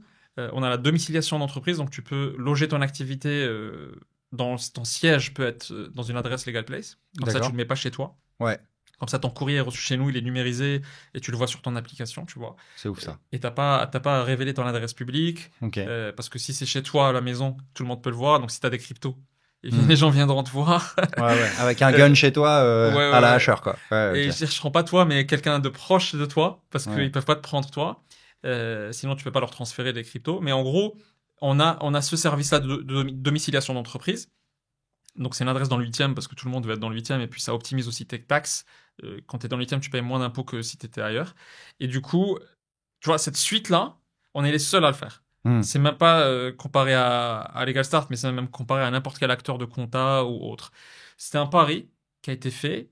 Nous, on s'était dit, le mec qui crée sa boîte, en fait, toute la suite, tous ces produits-là, il est même pas au courant de leur existence. Tu vois, lui, il veut juste faire du business. Toi, tu veux faire des vidéos, tu veux créer un média, une communauté, et après, tu veux faire des collabs, tu veux gagner de l'argent pour continuer à faire ton activité, quoi. Tu t'en fous de la compta, le truc, c'est pas un besoin. Tu découvres ça parce que on te dit, bah, fais-nous une facture, maintenant tu dois déclarer, tu as du chiffre d'affaires, etc. Donc nous, notre test, c'est quoi? C'est que l'entrepreneur, il démarre, il veut créer sa boîte parce qu'on lui a dit qu'il faut qu'il facture. Quand tu la crées, on lui dit, il faut déposer ton capital chez une banque. Donc il se dit, merde, il faut un compte bancaire différent de mon perso. Ensuite, on lui dit, mais ton adresse, est-ce que c'est chez toi ou un local? Il dit, mais merde, je ne vais pas prendre un local quand même. Ok, ma domiciliation. Et en fait, quand tu prends le client via la création de société, il découvre à travers toi tout le reste. Donc tu as une position de choix, tu as une position hyper stratégique pour pouvoir proposer l'offre entière. Tu vois. Après, il découvre quoi? Qu'il doit être assuré. Je sais pas si tu es assuré, mais tu devrais l'être. RC Pro, tatati. Donc ça, pareil, les gens le découvrent comment? Via celui qui les a accompagnés pour... Donc en fait, tu rentres dans une jungle. Parce qu'avant, tu étais particulier, tu n'avais pas cette complexité dans ta tête. Tu vois, tu avais un salaire. Tes impôts maintenant sont déclarés automatiquement. Ils savent tout sur toi, donc tu fais rien. En pro, c'est l'inverse. Tu dois tout faire tout seul. Et la moindre erreur, tu te fais ouvrir à plusieurs milliers d'euros de redressement par le fisc ou des amendes de retard de je ne sais quelle déclaration. Et ça arrive souvent, les contrôles du fisc? En fait, statistiquement, normalement, c'est une fois tous les 3-4 ans, pour toutes les boîtes. Chaque entrepreneur se prend un contrôle une fois tous les 3-4 ans. C'est ce qu'on dit. Après, je pense qu'ils ont des filtres, ils sont intelligents, ils doivent répartir leur énergie sur là où il y a de la valeur. Donc, je pense que si tu fais 5 000 euros de chiffre annuel, je pense pas qu'ils passent beaucoup de temps sur toi, tu vois. Après, ils ont des triggers. Par exemple, les montres, c'est un trigger. Celui qui achète des montres via sa boîte, c'est sûr que même... Red flag, et il apparaît dans les trucs. Okay. C'est comme chez les particuliers, celui qui a une résidence secondaire, il est un peu plus contrôlé. Parce qu'ils sont pas très nombreux en France à avoir 2 biens immobiliers, en fait. Il y a un fichier Excel spécial chez le fisc de tous ces gars-là. Tu vois. Et donc, ils travaillent, ils essaient de trouver des proxys par lesquels ils contrôlent ceux qui peuvent éventuellement frauder. Donc, je ne saurais pas te dire. Je pense qu'il y a des gens, pendant 10 ans, ils ne sont pas contrôlés. Et il y a des gens, c'est tous les 2 ans parce qu'ils font des trucs un peu flagués, tu vois, un peu shady, qui sont peut-être légitimes, hein, mais qui détectent, qui envoient des signaux faibles à l'administration. C'est des gens très smart, le fisc. Hein. C'est parmi les plus smart de France. Ah ouais? Ouais. Donc en fait, en général, ils sont très bons. Ceux qui font ça, c'est parmi les meilleurs en fait, hein. Ah oui, ils sont bien payés, les mecs au Ils sont pas forcément bien payés, mais alors, je sais pas, je connais pas leur paye pour être honnête, mais je sais qu'ils sont très bien sélectionnés. D'accord. Et que du coup, tu peux pas dribbler beaucoup. Ils comprennent finement ce que tu fais. En fait, c'est comme ça que l'État se paye, hein. C'est via les impôts. Donc, si jamais il est mauvais pour aller récolter les impôts, il y aura moins de chiffre d'affaires pour l'État. Ouais. Tu vois. Mais comme on a un État qui galère un peu, tu vois, on pourrait penser qu'ils ont pas mis les meilleurs pour récupérer ça. Non, Mais t'inquiète.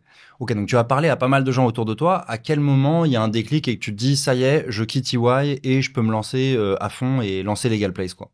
On fait des tests avec des landing pages, comme je t'avais dit. On crée des pages de produits avant de développer le produit. Et on teste avec la pub pour voir est-ce que ça prend ou pas. Et c'est vrai que c'était assez frappant parce que sur Legal Place, ça s'est tout de suite vu en fait. Il y avait une demande, les gens étaient prêts à payer, ils avaient besoin de ce service vite. Donc on sentait que le pain point existait, qu'il y avait un marché. On est en quelle année à ce moment-là? 2016. Ok. Et donc, je me décide de commencer à vraiment concrétiser avec l'équipe, à la rassembler et à commencer à faire un prototype, hein, vraiment un produit pour pouvoir commencer à commercialiser. Donc, je fais l'architecture du produit avec un développeur que je récupère d'une ancienne aventure qui me rejoint direct et on construit ensemble en 2-3 mois le prototype. On lance le prototype, on fait des ads et on commence à avoir les premiers clients comme ça. Et à partir de là, commence un long chemin d'optimisation, d'amélioration du produit, du marketing, du SEO. On commence à investir sur le SEO parce que c'est très long le SEO, tu vois. Donc, faut être sûr que l'idée est bonne avant de commencer à mettre de l'argent dessus. Et on commence à essayer de former l'équipe. C'est vraiment, voilà, cette partie-là a pris quelques mois jusqu'à la première levée. Dans les associés, du coup, donc il y a toi, l'autre développeur dont tu as parlé. Ouais, et il y a l'avocat dont je t'ai parlé, Mehdi, et Sam, mon camarade de classe d'école d'ingé. Ok. Et on se répartit les rôles. Bah alors, c'est quoi, du coup, un peu les rôles de chacun? Sam a pris la partie marketing et growth. Moi, j'ai pris la partie... Donc, j'étais CEO et je prenais la partie produit et gérer le développeur dans les allers-retours tech. Et Mehdi prenait toute la partie contenu, c'est-à-dire qu'il fallait quand même modéliser et automatiser ce que fait, enfin tout le process de création d'une boîte, de rédaction d'un contrat, etc. Donc c'était ça les rôles. Et le SEO, bah, c'était de la rédaction de contenu à l'époque, donc rédaction d'articles, etc. Donc c'était Mehdi qui supervisait. Donc c'était ça les rôles. Et quelques mois après, on se dit, ok, maintenant, bon, certains d'entre nous avaient le chômage. C'est comme ça comme beaucoup de Français le font, hein, entrepreneurs. Et ensuite, on a commencé à ramener des stagiaires pour pouvoir un peu plus déléguer.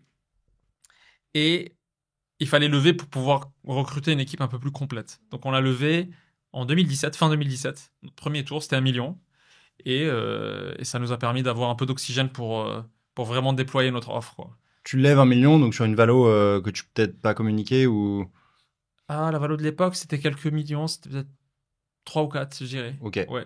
Donc tu dois céder 25% de la boîte à ce moment-là, quoi, Ouais, sur cette levée, quoi. on avait cédé 20 parce que après il y avait des mécanismes de relution des associés si ça réussissait. Donc si ça réussit, on reprenait des parts D'accord. pour que ça fasse moins de dilution pour nous. Ok. Exactement. Et donc, ouais, donc tu arrives à lever 1 million sur une valo à 3-4. Et à ce moment-là, tu as quoi, en fait? Tu as déjà des clients, tu as déjà du chiffre d'affaires, tu On as avait déjà... des clients, peut-être qu'on faisait 300 000 de chiffre annuel, quoi. Un truc Ok. comme ça. Ouais, donc c'est Oui. pas une valo du tout déconnante, quoi, à ce moment-là, en 2017, quoi. 10 fois Non, le ouais, CA non, ça sur va, une ça boîte qui a va. un gros potentiel. Au début, les valos sont un peu déconnectés du chiffre parce que au début, tu regardes l'équipe, tu regardes si le produit existe déjà, s'il y a une traction, et en fait, je pense entre 1 et 4 millions de valos, dans cette braquette-là, on réfléchit pas beaucoup en multiples. Ouais. On réfléchit plutôt en mode, ok, cette équipe, elle est très forte ou pas, elle a déjà construit beaucoup de choses. Elle a un track record. Alors là, si c'est un second time entrepreneur, bah, en général, si tu as déjà vendu une boîte avant, là, tu arrives direct sur des valos à plus de 10, 10-15. Si t'as rien encore, pas de chiffre, pareil. Le minimum, c'est 1, je pense quand même, tu vois. Le minimum, c'est 1 million. Et après, si tu as du revenu, tu rajoutes. Si tu as une équipe très forte, tu rajoutes, etc. Tu vois. Donc, disons de 1 à 4, c'est très psychologique.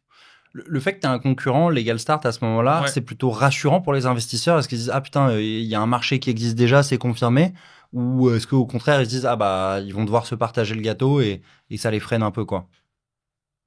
Non, il n'y a pas de ils vont se partager le gâteau. Il y a peut-être la question, c'est qui sera premier à terme. Ça, c'est une vraie question que se posent les gens parce que le leader a un premium dans sa valo, en général. Tu vois, quand t'es numéro 1 d'un marché, en général, ton prix est plus cher que numéro 2 en multiple. C'est-à-dire que tu auras peut-être un multiple de 12 au lieu de 10. D'accord. Parce que tu es le premier.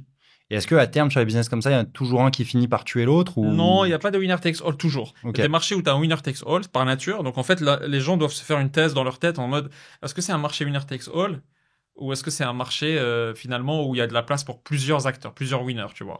Nous, ils se disaient pas, les gens se disaient pas qu'il y avait un winner takes all parce que le marché était très gros. Enfin, très gros. Il était hyper peu digitalisé encore, tu vois. Tous les acteurs réunis avaient peut-être 2% du marché, tu vois. Donc c'était le début, rien n'était fait. Ouais. Et tu sentais pas tu sentais pas la concurrence dans le sens où quand tu avançais, tu sentais pas que tu étais bloqué par le fait que les gens allaient chez l'autre. Tu sentais plutôt que tu es en train de prendre un marché encore complètement vide, enfin pas vide, mais genre il se digitalise en fait, tu vois. Okay. Donc il y a pas cette réflexion. Et c'est trop early pour dire ils ont déjà plié le game, cela ou ils ont une secret sauce que toi tu peux pas avoir ou un unfair advantage que toi tu peux pas avoir. On avait quand même une technologie qui était hyper rassurante parce qu'elle était très poussée. Je pense qu'elle était plus poussée que le reste du marché, donc on avait une force sur ça. L'équipe était bonne et en marketing on se distinguait aussi. On avait quand même quelques belles cartes qu'on faisait en marketing, donc c'était rassurant. Mais c'est vrai, t'as raison, on peut se dire il y a déjà un concurrent, c'est fermé, ou au contraire, il n'y a pas de concurrent, donc il n'y a pas de marché peut-être. C'est bizarre, Ouais. tu vois. Tu aurais un exemple, juste pour finir là-dessus, pour bien comprendre, mais d'un business un peu typique winner takes all ou tu vois... Winner takes all, c'est Google, Ok. où tu as un moteur de recherche qui a pris tout.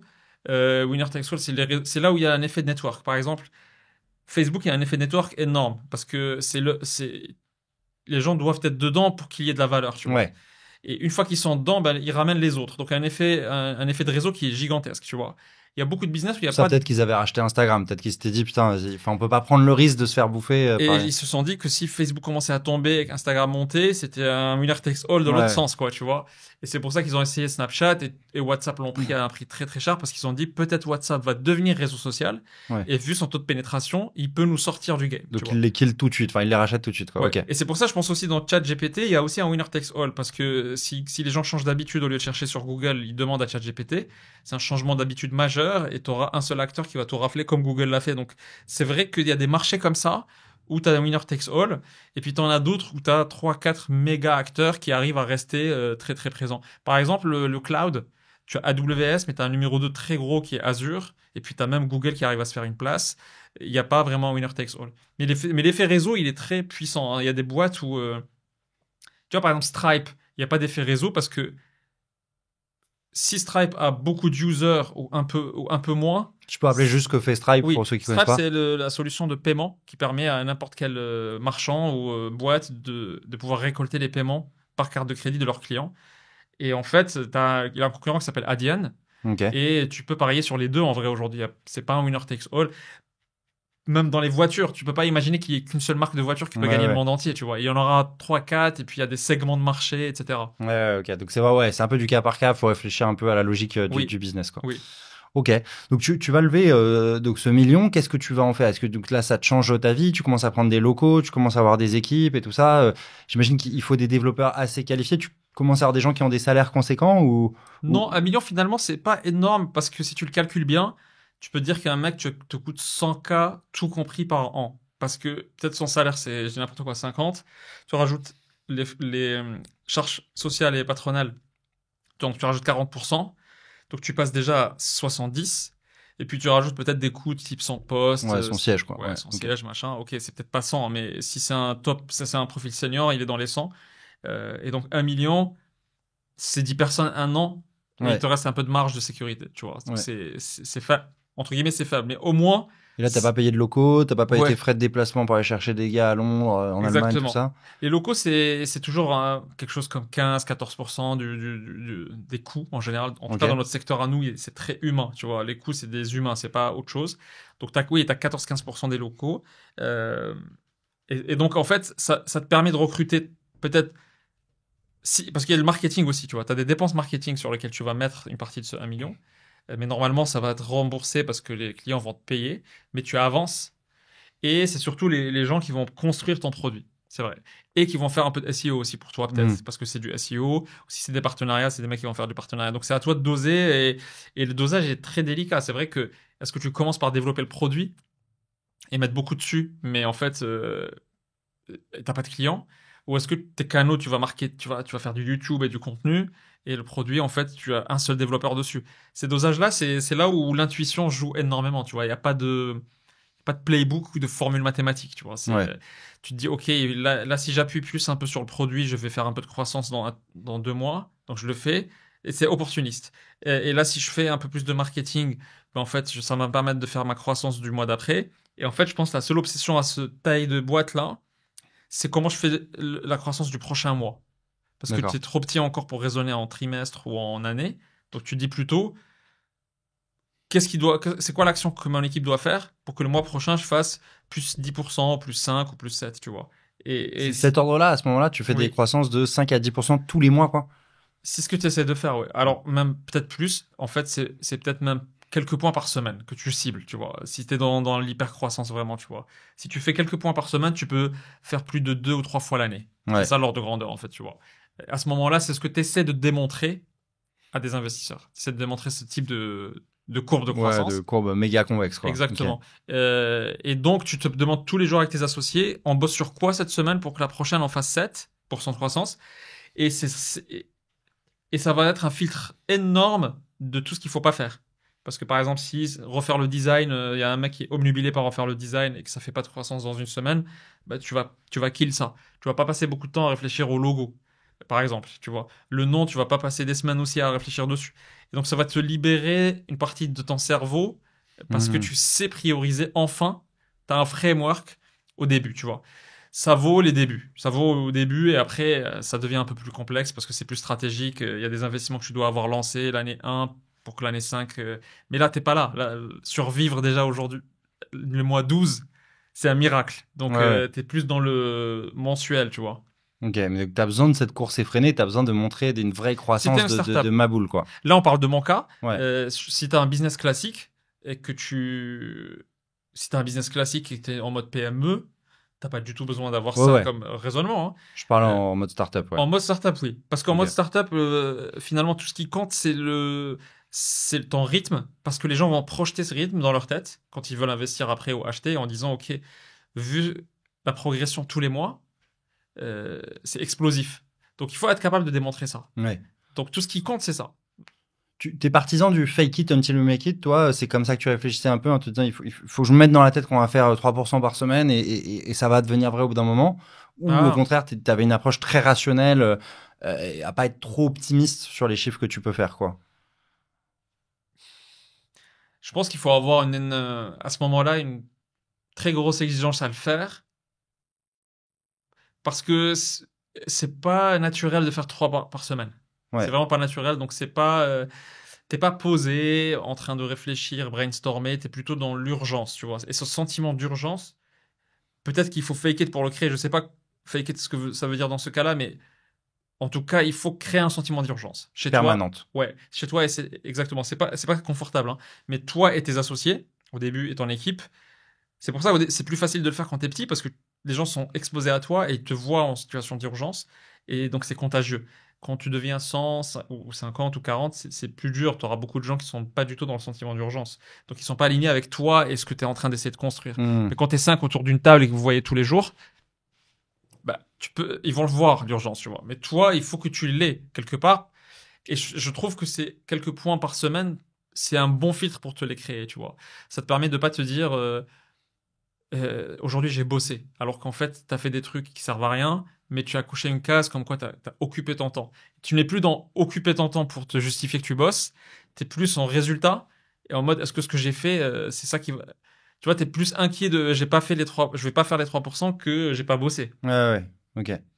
Euh, Juste pour comprendre aussi, est-ce qu'on peut connaître un peu ton lifestyle? Comment tu fais pour tenir physiquement quand tu es toujours dans ce sentiment d'urgence? Est-ce que Mm. t'as... Alors, je me doute que tu mets pas ta tête dans des glaçons tous les matins, mais je sais pas, t'as des trucs à toi un peu de... Parce que c'est vrai que ça te prend quand même de l'énergie, de la charge Ouais. mentale, le week-end, le soir, parfois la nuit, t'es en train d'y penser. Enfin, comment t'arrives à gérer ce sprint qui devient un marathon, quoi, en fait, quoi? Mais tu sais, ça s'applique aussi au contenu à une chaîne YouTube. Ça, tu peux avoir la même logique, entre Ouais. parenthèses, avant de répondre à la question, c'est comment je fais pour que la prochaine vidéo, elle fasse 10% de plus que l'ancienne, ou Ouais. 20% de plus, tu vois. Ou comment je peux faire pour augmenter le rythme de production. Que la semaine prochaine, on ne produise pas 4, mais plutôt 4,5 ou 5 en moyenne. Qu'est-ce qu'il faut changer? Est-ce que ça veut dire qu'il faut déléguer ça? Est-ce que ça veut... Et ça va... Ce filtre-là descend en décision après. Ouais. C'est... Ben en fait, mon menteur, il faut plus qu'il soit celui-là, il faut que j'en ai 3. Tu vois. D'accord. Et peut-être que tu n'aurais jamais eu cette réflexion si tu t'étais pas imposé ce rythme. Si tu t'es pas dit, chaque mois, on doit faire plus 30% ou plus 15% d'audience, tu vas pas te sortir de ton confort et aller chercher des changements majeurs, radicaux. Tu vas pas dire, OK, on a 3 menteurs et c'est que comme ça qu'on a scale. Mm. Ou mes menteurs ne doivent plus être en France. Je vais faire une sélection à l'étranger. C'est sûr qu'il y en a de très bons. Je dis n'importe quoi à Madagascar, pour citer ce pays, mais ça peut être n'importe quoi. Ça va pas te pousser dans tes retranchements pour pouvoir trouver ces hacks-là si t'as pas des limites hyper ambitieuses mois après mois. Peut-être que tu vas pas les faire, mais ça aura changé radicalement ta façon de fonctionner, tu vois. Peut-être que tu vas changer la façon de la structure de ta vidéo. Enfin, il y a plein de choses qui vont changer une fois que tu t'es imposé un certain. Après, oui, la santé mentale dans ça, elle est pas, elle y gagne pas beaucoup. Elle perd en général. Et c'est vrai que ça a des répercussions sur ton entourage aussi. Donc, c'est pas les moments où tu as la meilleure vie privée sociale, c'est sûr. Surtout ce début. Après, si la boîte grossit, tu délègues et tu commences à avoir une structure plus pérenne. Mais au début, tu as un château de cartes qui peut tomber. En tout cas, tu penses que tu as un château de cartes qui peut tomber à n'importe quel moment. Et ce sentiment d'urgence, tu dors pas très bien. Donc, il faut faire gaffe à son sommeil, tu vois. Je pense que il faut pas du tout négliger le sommeil à ce moment-là. Ouais. Parce que c'est lui qui prend un coup, comme souvent le sommeil prend un coup quand tu as un trauma ou quand tu fais ce genre de choses, tu vois. Il faut faire gaffe à sa santé parce que c'est vrai que on a tendance, quand on est très jeune, à se penser invincible d'un point de vue santé. Ouais, complètement. Ouais. Et c'est pas le cas. C'est pas le cas, t'es pas du tout frais quand tu dors pas.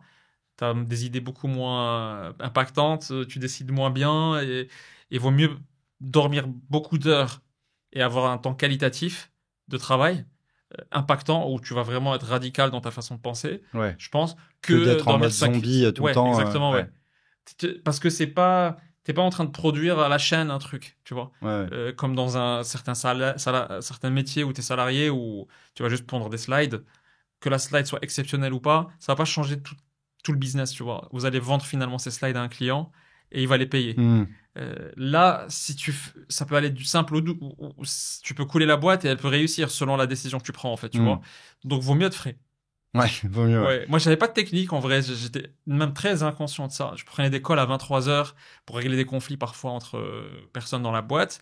Je me rendais pas compte à quel point ça pouvait me détériorer mon sommeil parce que ça créait de l'adrénaline à 23h. Ton corps s'habitue à ça le soir et du coup, il n'arrive pas à s'éteindre ou te laisser dormir parce que pour lui, tu es en danger à 23h, tu vois. Donc j'ai fait n'importe quoi pendant longtemps. Il y a un moment où tu as pris un peu je sais pas, une claque où tu t'es dit putain, je déconne là-dessus et je vais mettre en place un peu des garde-fous pour faire gaffe à ça. Ouais, quoi. c'était graduel, mais petit à petit, je m'interdisais des calls à certaines heures. Okay. Je m'interdisais de faire trop de réunions de suite parce qu'une réunion, entre 2 réunions, il faut que tu aies un moment de récupération. Sinon, il y a des imageries cerveau qui ont montré que tu fais le même nombre de réunions, mais sans aucune pause entre les 2 ou les 3, versus tu fais juste 5 minutes de pause. Ton cerveau, il ressemble pas à la même chose en imagerie. Parce que il a trop longtemps été stressé sans récupération. Tu vois, normalement, c'est montée d'adrénaline, ensuite ça récupère, ensuite ça monte et ça récupère. Là, il est monté, il est resté trop haut pendant 3 heures, en fait, tu vois. Ça, c'est très, très, très mauvais. Donc, en fait, tu prends des consciences comme ça et tu t'imposes. C'est mauvais de rester trop haut comme ça tout le temps. Ouais, c'est très mauvais parce qu'il est fait pour récupérer. Quand il injecte du cortisol ou des trucs de stress, c'est fait pour être consommé après et se récupérer. Si ça reste longtemps, ça commence à détruire des choses chez toi, en fait, tu vois. Et donc, ça se régénère pas, en fait, tu vois. Je reviens sur la boîte, sur ton aventure. C'est quoi les plus gros obstacles que tu as rencontrés avec Legal Place? Est-ce qu'il y a eu un moment où tu as eu des énormes flips où tu t'es dit, ça y est, là, faut qu'on ferme la boîte, on met la clé sous la porte, c'est terminado ou... Tu peux avoir des moments où, par exemple, quand on essayait de lever certains tours, c'était des levées qui étaient plus difficiles parce qu'on n'avait pas encore prouvé certains éléments, ou le marché se retournait. En 2022, le marché s'est retourné complètement. Donc, les levées sont devenues très difficiles. Et parfois, tu es dans une levée qui est un peu décisive pour toi parce qu'il te reste plus trop de cash, tu vois. J'ai jamais été comme certains dans une situation où il me restait 3 mois de cash et il fallait que je lève maintenant, sinon c'était mort. J'avais toujours eu peut-être 9 mois, 12 mois, mais c'est quand même... C'est pas énorme, hein. C'est pas énorme. Ouais. Ouais. C'est de se dire que si je rate maintenant la levée, il me reste 8 mois. Comment redresser en 8 mois? C'est stressant, tu vois. Mais je connais des gens qui ont signé et il leur restait 3 quand ils signaient. Ouais. Je sais pas comment tu vis ça. Ouais, il y a des moments comme ça. Et du coup, j'imagine que tu te fais défoncer parce que dans la négociation, t'es pas max. Quand le mec, il sait qu'il te reste 3 mois.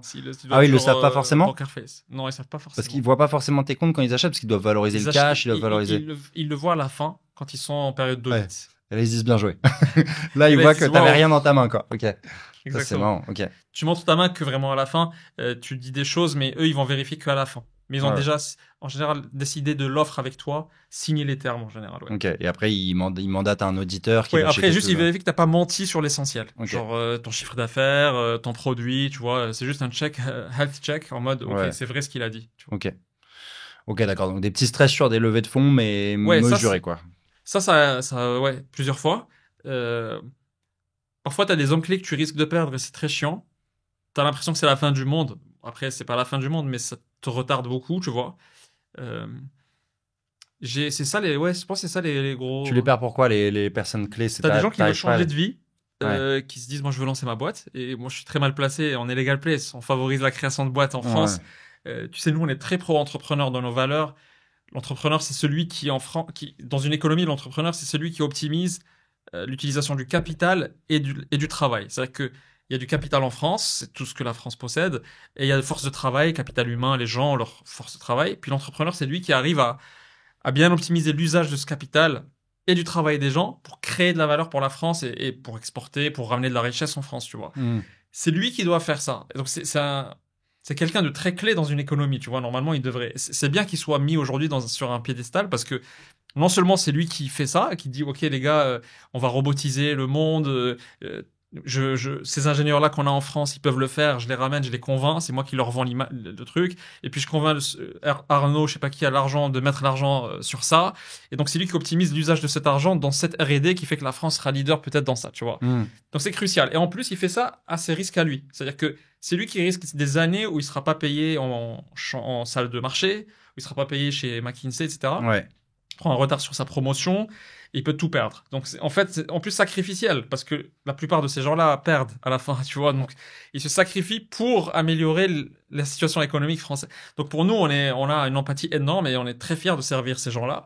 Et donc, quand quelqu'un chez nous veut créer sa boîte, tu vas rarement lui dire c'est une mauvaise idée, parce que tu favorises toi-même ça dans ton activité de tous les jours. Donc, parfois, c'est ça. Parfois, ça peut être... nous, on n'a pas eu, mais ça peut être des désalignements.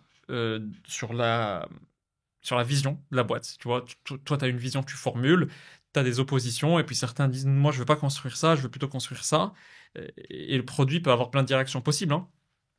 Tu vois, quand tu es PayFit, par exemple, tu fais la paye. Tu as commencé par la paye et tu n'as que des startups qui te consomment. À partir de là, tu as plein de directions possibles et imaginables pour capitaliser sur ton succès. Ouais. Tu peux dire ok, maintenant, je vais essayer d'aller sur les boîtes les plus grosses, parce que là, c'est 30-40 salariés en moyenne que j'ai comme boîte, ou descendre vers les plus basses, ou distribuer ça à des comptables parce que je fais du direct, mais je veux faire de l'indirect, donc je veux le rendre compatible. Ou je rajoute une brique, et c'est pas que de la paye, je veux devenir une suite entière de RH. Et quand tu te parles avec tes directeurs, chacun a une opinion, fait des études et tout, il dit moi je pense que c'est à gauche, je pense que c'est dit à droite. À la fin, le CEO tranche. Et tu as certains qui peuvent à un moment dire bah, moi, ça ne m'excite pas, cette vision-là. Et en plus, j'y crois pas. Donc, je ne veux pas rester dans un truc qui bâtit un truc dans lequel j'ai aucune croyance. Ouais. Tu peux avoir du coup des mecs qui se disent bah, ciao, je veux faire autre chose. Tu vois. Ouais. Donc, tu as plein de raisons comme ça. Mais nous, on avait plutôt des mecs qui ont changé plutôt de parcours, ou qui allaient le faire, mais qui sont restés finalement. On a eu des cas comme ça. Ouais. C'est compétitif aussi sur le marché de l'emploi, j'imagine, pour les C-level. J'imagine qu'ils peuvent se faire débaucher. Il y a quand même une économie de la tech en France où il y a quand même pas mal d'offres d'emploi, quoi. Ouais. Après, il y a beaucoup moins de levées de fonds en France aujourd'hui. Ouais. Pas que en France. Hein. Donc, il y a beaucoup moins de boîtes qui peuvent surpayer ou trop payer de manière un peu flambée, quoi, pour sortir des gens. Et les C-level sont plus exigeants maintenant parce qu'ils veulent la santé de la boîte. Ils ont été dans beaucoup de boîtes qui ont fait faillite. Et c'est hardcore de gérer la faillite d'une boîte. Parce que dans le C-level, ça veut dire que tu gères. Tu vas restructurer, tu vas virer des gens, en fait. C'est ça. T'es le chef du produit, on va te dire 30%, 70% de l'équipe produit doit partir. Ah, c'est à toi de le gérer. T'as pas signé pour ça. Donc maintenant, les C-level sont regardants. Ils ne sont plus en mode, OK, le salaire est trop gros, la boîte a levé beaucoup, j'y vais. Ils sont en mode, oula, si ça lève beaucoup, c'est que ça crame beaucoup. Si ça crame beaucoup, j'aimerais bien savoir la viabilité de cette boîte. Donc limite, ils sont même maintenant demandeurs que tu sois rentable, en fait, tu vois. Ouais. Ce qui a jamais été le cas auparavant. Personne ne t'a jamais demandé d'être rentable avant quand tu étais une startup. Autre sujet hyper intéressant dont on parlait, malheureusement, on n'avait pas encore allumé la caméra, mais tu vois, ce que tu m'expliquais sur les levées de fonds qui ont été faites dans les années 2020 par là, avec des niveaux un peu déconnants, qui font qu'il y a plein de C-level qui ont eu des BSPCE sur des valos complètement déconnantes, et du coup, savent que leurs BSPCE vont jamais rentrer dans la monnaie et sont incentivés à se barrer et aller dans d'autres boîtes, quoi. Donc, ce qui crée un peu du mouvement, j'imagine, sur le marché de l'emploi. Ça crée du mouvement. Beaucoup de C-level qui bougent aujourd'hui, bougent parce que leur boîte a levé en 2021 à une valeur énorme. Eux, ils sont rentrés juste après. Donc, leurs actions ont comme prix de départ cette valo hyper grosse.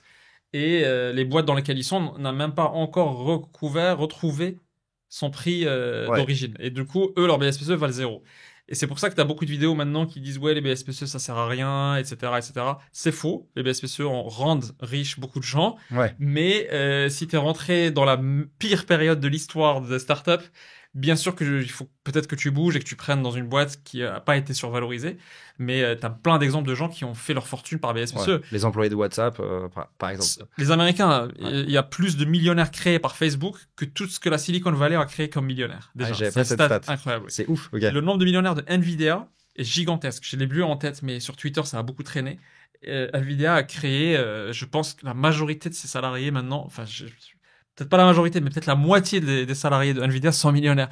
Donc en fait, ça existe, mais ça, c'est les boîtes américaines. Maintenant, si on revient en France, même en France, il y a des cas. Tu vois, Mounir de Finari a fait sa première petite fortune via des BSPCE. Je sais plus quelle boîte c'était, peut-être le truc des trains. C'était Trainline, Trainline, petite belle boîte. 500K, il nous racontait ça. À ton micro, là, il était, et il nous racontait ça. Tu fais 500K à un âge quand même tôt, t'es pas très vieux. On est en France, c'est pas des millions, mais c'est 500K. Ça te donne quand même un énorme point de départ pour financer ta boîte, pour devenir acheter de l'immobilier. Je sais pas, tu fais ce que tu veux, mais et il est pas resté hyper longtemps. On parle pas de quelqu'un qui a fait 8 ans chez Trainline, tu vois, il a pas construit. Il était pas dans un rôle très senior. Donc imagine, t'es un rôle méga senior, ta boîte se vend à, je pense Trainline c'était 200 millions, je pense, de mémoire. Et donc tu peux récupérer 2, 3, 4 millions selon combien de BSPCE tu as eu si la boîte se vend à 200. Sans avoir pris de risque, en ayant été payé au marché. Parce qu'en final, ce qu'on ne dit pas, c'est que le CEO n'est pas payé au marché. Le fondateur est payé beaucoup moins que le marché parce que c'est sa boîte et elle n'est pas rentable. Donc, tu vois, moi, je suis peut-être 4e ou 5e le mieux payé de ma boîte. Ah ouais? Ouais. Ok. Parce que il y a des gens qui sont payés au marché et ils ont des gros salaires. Donc, si j'avais un CEO pro et que moi, je faisais de la pêche quelque part dans le sud, il aurait un salaire peut-être le plus gros de la boîte. Tu vois, mais comme c'est moi, c'est moi. Et c'est le cas de tous les founders. Et donc, tu as des BSPCE, t'es pas founder, donc ça veut dire que tu es payé full price. Tu as du variable peut-être en plus. Et tu as 500 000 ou 2 millions qui tomberont au bout de 4-5 ans. Et en plus, si tu te barres en plus, tu peux les racheter au prix de départ. Et donc, les mecs continuent à bosser pour toi et toi, t'es même plus là. Je pense que c'est un très très bon mécanisme. Ouais, c'est ça. En fait, ce que t'expliques, c'est que les BSPCE permettent à des C-level d'avoir le meilleur des deux mondes, d'avoir et le côté salarié très très bien payé et protégé, et le côté optionnalité où si ça pète, tu te régales. C'est juste que là, on est dans le pire moment pour. Il y a eu une grosse anomalie avec les valos qui étaient déconnantes et qui font que voilà. La correction a eu lieu. Donc toutes les boîtes qui ont levé après 22 et plus tard, c'est bon, elles n'ont plus vraiment. Sauf les boîtes IA qui peut-être sont hyper hypées.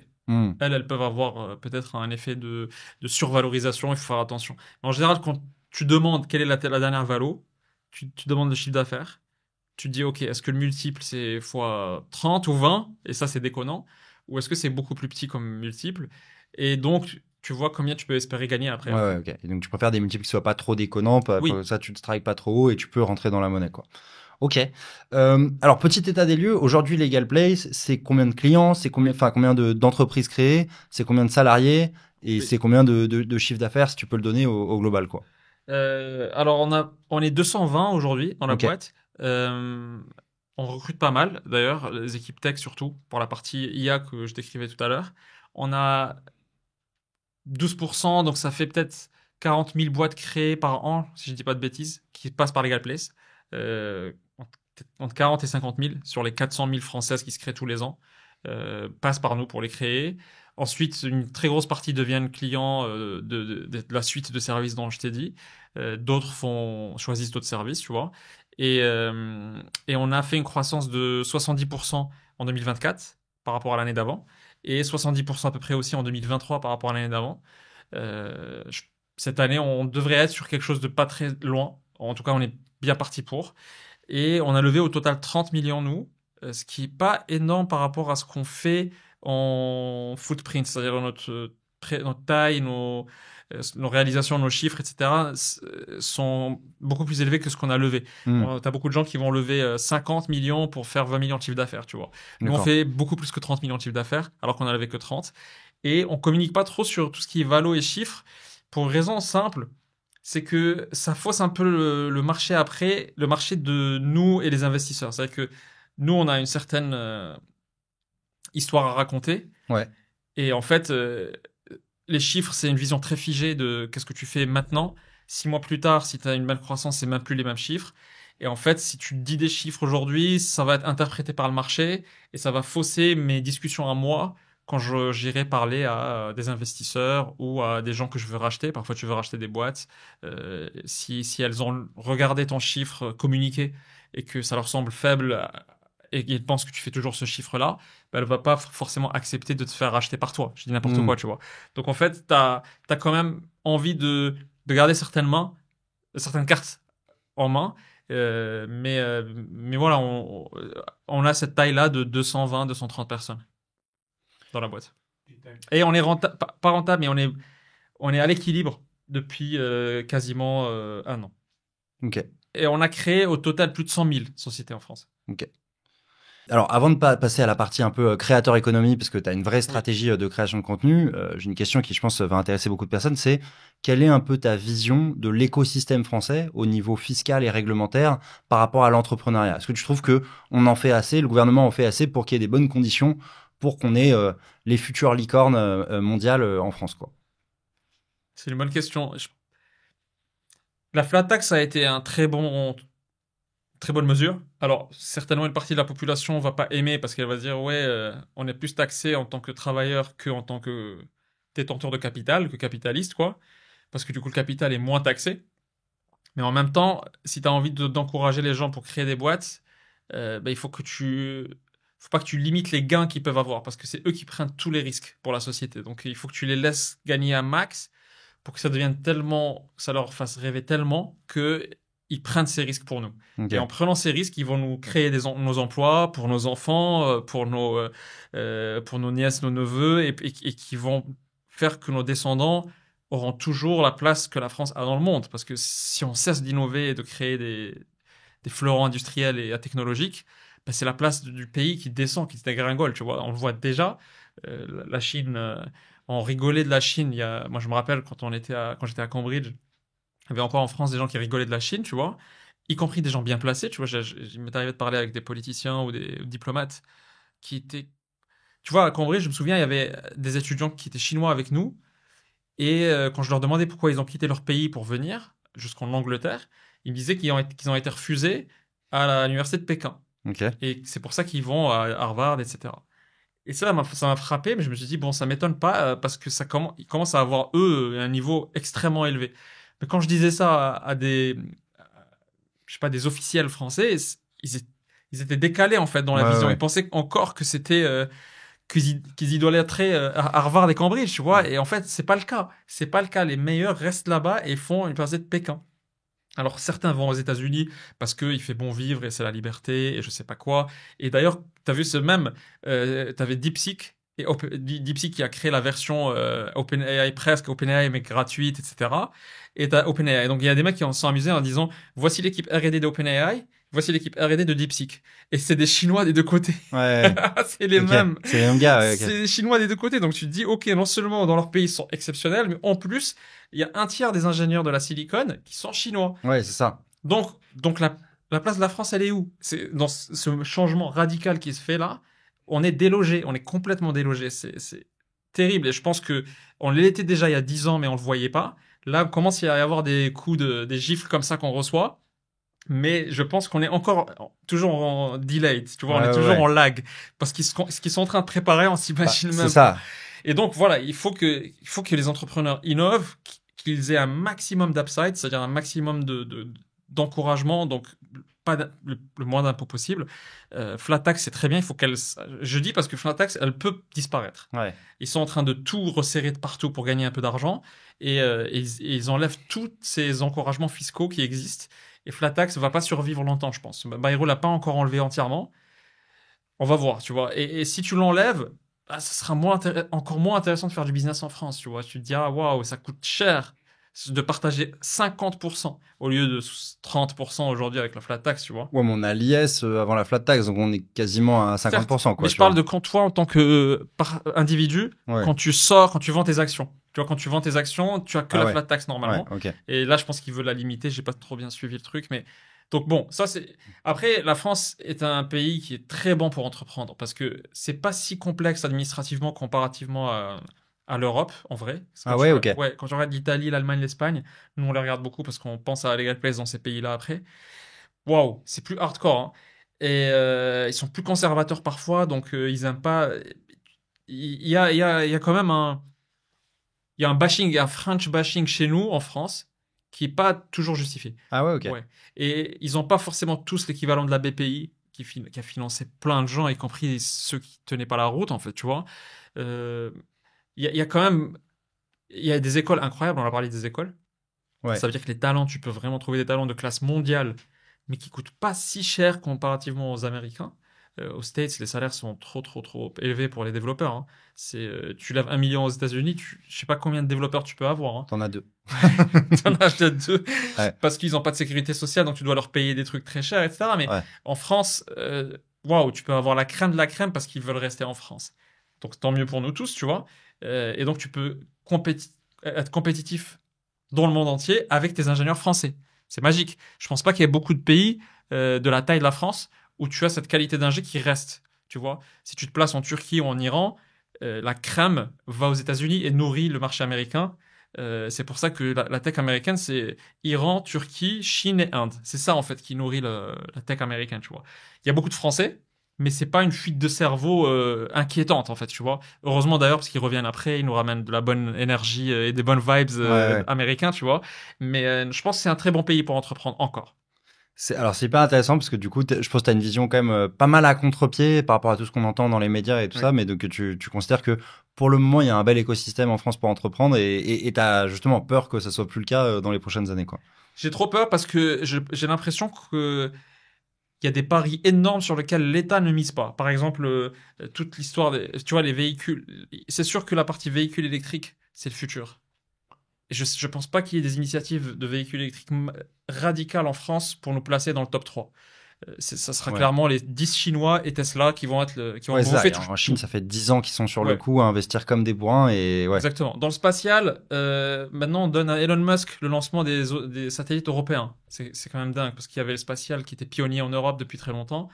L'édition génétique, c'est pas un truc qui est hyper développé parce que pour des limites un peu peut-être éthiques et morales, peut-être à juste titre, je sais pas, mais en tout cas l'édition génétique c'est un futur proche. Hein, ce que font certains, il y a des Français qui sont très bons dans ça. Hein. Tu as des domaines comme ça du futur.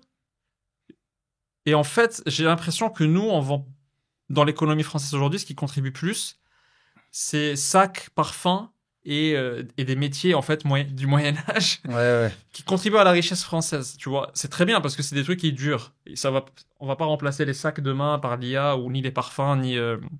Ok, fine, très bien. Le luxe c'est bien, mais c'est pas avec ça que tu maintiendras le rang que la France a su garder en fait, tu vois. Il y a un mois, j'avais la chance de m'entretenir avec Jean-Laurent Bonafé, tu vois, qui est le PDG de BNP Paribas. Et donc, je lui posais cette question de, tu vois, pourquoi on est moins compétitif en termes d'innovation par rapport aux Américains. Et c'était intéressant, sa réponse, c'est qu'il disait en fait en Europe, en France, on adore les réglementations. C'est-à-dire, il y a une nouvelle technologie qui arrive, Oui, on adore cadrer le truc tout de suite, alors oui, qu'on ne sait pas ce que ça va être, ce que ça peut être. Tu vois, oui, tu vois, c'est comme si tu demandais lui, il comparait ça, et c'est comme si tu disais à un enfant de maternelle de cadrer un gars qui est PhD en disant tu oui, feras pas ci, tu feras pas ça, tu vois. oui. Et je trouvais ça assez intéressant, ouais, son analyse Je là-dessus. pense que ces réflexes de réglementation qui étaient horribles. Donc il y avait la loi RGPD, ensuite il y avait la loi sur l'IA, où tu devais déclarer tous les traitements que ton software faisait en IA. Et donc tu cartographiais ça et tu disais est-ce que ça porte un risque sur l'utilisateur de le manipuler ou je sais pas quoi. Et tu as d'autres réglementations comme ça qui ont été travaillées. Je pense que c'est une époque un peu ancienne, tu vois. On a dévié un peu en Europe dans une décennie ou deux où il y a une surréglementation en mode on est moraliste, on dit au reste du monde qu'il faut faire ceci, il faut faire ceci Ouais. comme ça, nanana. Et en fait, on s'est oublié dans ce, dans ce truc-là. Et je pense qu'il y a un réveil maintenant parce que ça parle de déréguler un peu, ça parle d'enlever une Ouais. partie de la loi de RGPD, etc.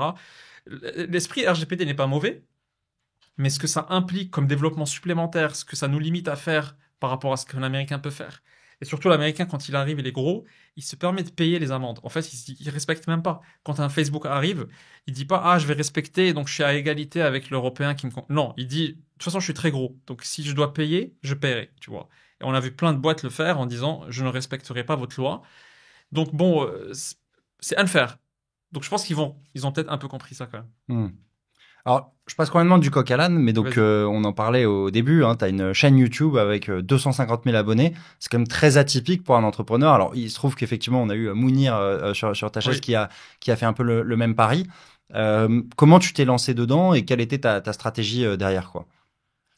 En fait, la stratégie, c'était que pour nous, le futur du marketing, c'est le contenu.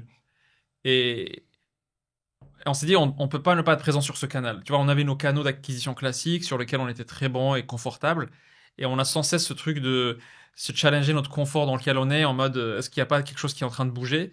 Et clairement, la tendance du contenu, elle est incroyable. Je pense qu'elle n'est pas encore bien mesurée. Ouais. Mais dernièrement, il y a un politicien qui est venu me voir, qui a déjeuné avec moi en me disant je passe tout le temps à la télé, j'ai mes accès, c'est facile. Pour lui, c'était facile et tout. Par contre, de moins en moins de gens regardent la télé. Ah bah Et ouais. en fait, je suis même pas reconnu dans la rue, alors que je passe beaucoup à la télé, en fait, tu vois. Et il m'a dit comment tu fais sur les réseaux? Tu vois, Ouais. je me dis ok. Et ça, c'est un qui s'est rendu compte parce que assez jeune. Ouais. Mais les autres sont encore très loin de s'en rendre compte, hein, les hommes politiques. Peut-être que Bardella l'a fait un peu, mais c'est pas celui qui a le plus de potentiel. Donc il y a plein qui ont du potentiel, mais qui l'utilisent pas sur le. Bon bref, nous on s'est dit, ok, vu MrBeast, ce qu'il a fait aux States quand même, c'est exceptionnel. Vu un peu Hormozy aussi, ce qu'il a pu créer comme communauté, on s'est dit, c'est beaucoup beaucoup plus puissant qu'une marque abstraite où t'as pas de visage, tu vois. Si t'as le visage du mec et que tu lui connais, qui te parle directement, sans passer par intermédiaire, genre de les échos, les journaux, les machins, en fait, c'est l'attachement est beaucoup plus gros à la marque, tu vois. Tu n'as pas envie d'aller benchmarker. Tu te dis, ok, c'est son produit que je vais utiliser. Ouais, ouais. Et en fait, et puis ça court-circuite aussi les Google et les Facebook parce que toutes les levées de fonds vont vers Google et Facebook aujourd'hui. Hein. Tu Hmm. lèves les fonds pour payer Facebook et pour payer Google. Ils ont 20% ou 30% de cut. C'est la taxe. Ah ouais. La taxe Google, on appelle ça. Ouais. Ils te taxent une partie de ta levée directe, quoi.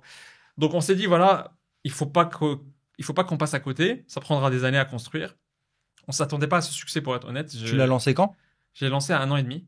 Il y a que 1 an et demi? Ouais, et c'était Ah pas ouais. du tout attendu. Je me suis dit, ça va être un marathon et je dois pas me décourager.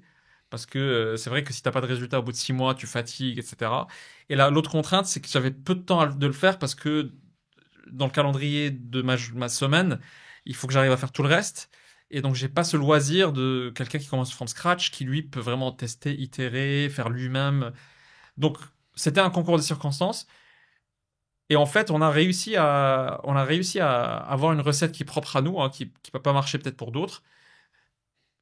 Et ça a pris, en fait. Ça a pris sur TikTok d'abord, en plus. Parce que TikTok a une intelligence d'algorithme qui est dingue, Ouais. où il arrive à détecter si la vidéo a du potentiel avant les autres algos. Et donc, très vite, il va la propulser. Là où YouTube, il y a toujours un décalage, en fait, ou Instagram encore plus. Et en plus, ils ont toujours ce dilemme de est-ce que je propose aux followers Ouais. ou à des nouveaux mecs qui n'ont jamais followé. TikTok s'en fout de tes followers. TikTok s'en fout, Ouais. Là, j'ai 400 000 sur TikTok, mais je les compte même pas. Ouais. Parce que pour moi, c'est pas des followers. C'est à chaque fois, il va les servir à ceux que ça intéresse. Et tu construis pas vraiment un vrai followership, je pense, sur TikTok. Alors que sur Insta, les gens regardent tes stories, s'intéressent à toi. Donc, ouais, je l'ai fait. C'était dur parce que, tu sais, t'as ce problème de pas tomber dans le piège du fame, de chercher le fame. Tu vois? Il faut pas que ça soit un truc d'ego et de nombre de vues parce que tu veux faire ça pour ta boîte, pour le business. Et c'est très, très, très... c'est très attirant. Le fame, c'est très attirant, le fame, tu vois. Bien sûr, Genre, bien sûr. Beaucoup de gens veulent devenir famous, etc. Et pour moi, c'était une perversion dans laquelle j'ai essayé de pas rentrer. Parce que c'est vrai, quand tu te fais arrêter dans la rue, etc., tu te dis, waouh, c'est ouf, ça marche. Avant, ça devient même un peu gênant quand c'est too much, mais les premiers, c'est clairement plutôt un boost d'ego énorme. Et après, tu te dis, est-ce que c'est le fame ou est-ce que c'est pour que Legal Place soit connu, en fait, que je fais? Donc ça, il faut faire gaffe parce que on est... Ouais, surtout que c'est enivrant, c'est-à-dire que ça se trouve, tu le faisais pas du tout pour la notoriété à la base, et en fait, tu prends goût à la notoriété, et après, sans t'en rendre compte, t'es en train d'orienter tes contenus parce que tu veux faire le buzz et ça, mais il n'y a pas vraiment de ROI pour Legal Place. Exactement. Puis, et en fait, je pense qu'on est naturellement fait pour chercher plus la fame que l'argent, parce que l'argent, c'est trop abstrait et trop virtuel, c'est un truc nouveau chez l'humain, alors que la fame, c'est ce qui permettait quand on était des tribus d'avoir le statut, et donc de manger à ta faim et d'être protégé, etc. Et tu obtenais ta survie plus par le statut que il n'y avait pas d'argent. Et aujourd'hui, du coup, c'est plus naturel de tomber dans le piège du fame que de rester focus sur la partie financière de la chose, en fait, tu vois. Donc, bref, tout ça pour dire que c'est challenging de mettre la bonne dose de temps dessus, de rester sur les bons sujets. Et aussi, c'était effrayant d'un autre côté parce que tu te mets un peu à nu. Et je pense qu'il y a beaucoup de CEO qui se refusent de faire des vidéos parce que pour eux, ça dégrade leur image d'eux-mêmes, en fait. Tu vois, ils se disent, je vais être jugé. Si je fais pas de vues, c'est un flop. Je serai encore plus jugé. Si je dis des bêtises, on va me juger en disant, mes pairs vont me juger, donc les autres entrepreneurs ou autres vont dire, ils racontent n'importe quoi, etc. Et tu vois, moi, en essayant de ne pas tomber dans le fame, je sais que si je dis un truc où mes pairs vont trouver ça trop basique, je m'en fous parce que les entrepreneurs que je cible apprennent de ça, tu vois. Si je dis la règle des 20-80 c'est ça et que tout le monde la connaît dans mon entourage et que ils vont me juger et que j'aurai pas de fame auprès de ces gars-là, c'est pas grave parce qu'à la fin l'artisan il va se dire waouh, c'est quoi, il va découvrir la lumière, tu vois. Pour lui c'est un truc de fou. Et il y a des vidéos hyper simples que j'ai faites qui font 2-3 millions de vues en fait, tu vois. Si j'étais dans le fame et dans le piège de jugement, je les aurais jamais sortis. Jamais j'aurais osé dire des trucs très simples comme ça pour moi parce que je me serais dit mes pairs me jugeront en fait, tu vois. Donc c'est challenging. Après, j'ai contenu tout ça en 2 heures par semaine. Donc en fait, je fais ça le vendredi après-midi. Parce que vendredi après-midi, c'est calme. J'ai pas beaucoup de SMS d'urgence et de WhatsApp d'urgence, etc. Et donc, je sais que tout le monde est calme et je peux m'enfermer avec mon équipe. Et j'ai une équipe qui travaille les sujets avec moi, qui fait des recherches, qui prépare certaines thématiques, qui réfléchit au montage. Donc en fait, je suis pas comme quelqu'un qui démarre, qui doit finalement faire tout de bout en bout. J'ai cette chance d'avoir une équipe qui sait faire des montages, qui sait faire l'arc de storytelling un peu et qui va me dire quand je suis trop technique. Je donne un exemple très simple. Quand tu veux parler vraiment en mainstream, si tu veux faire 3-4 millions en une short, le moindre mot technique ou mot français difficile te fait un drop énorme, tu vois. Si tu dis en revanche, tu parles la moitié de la France. C'est un truc de ouf.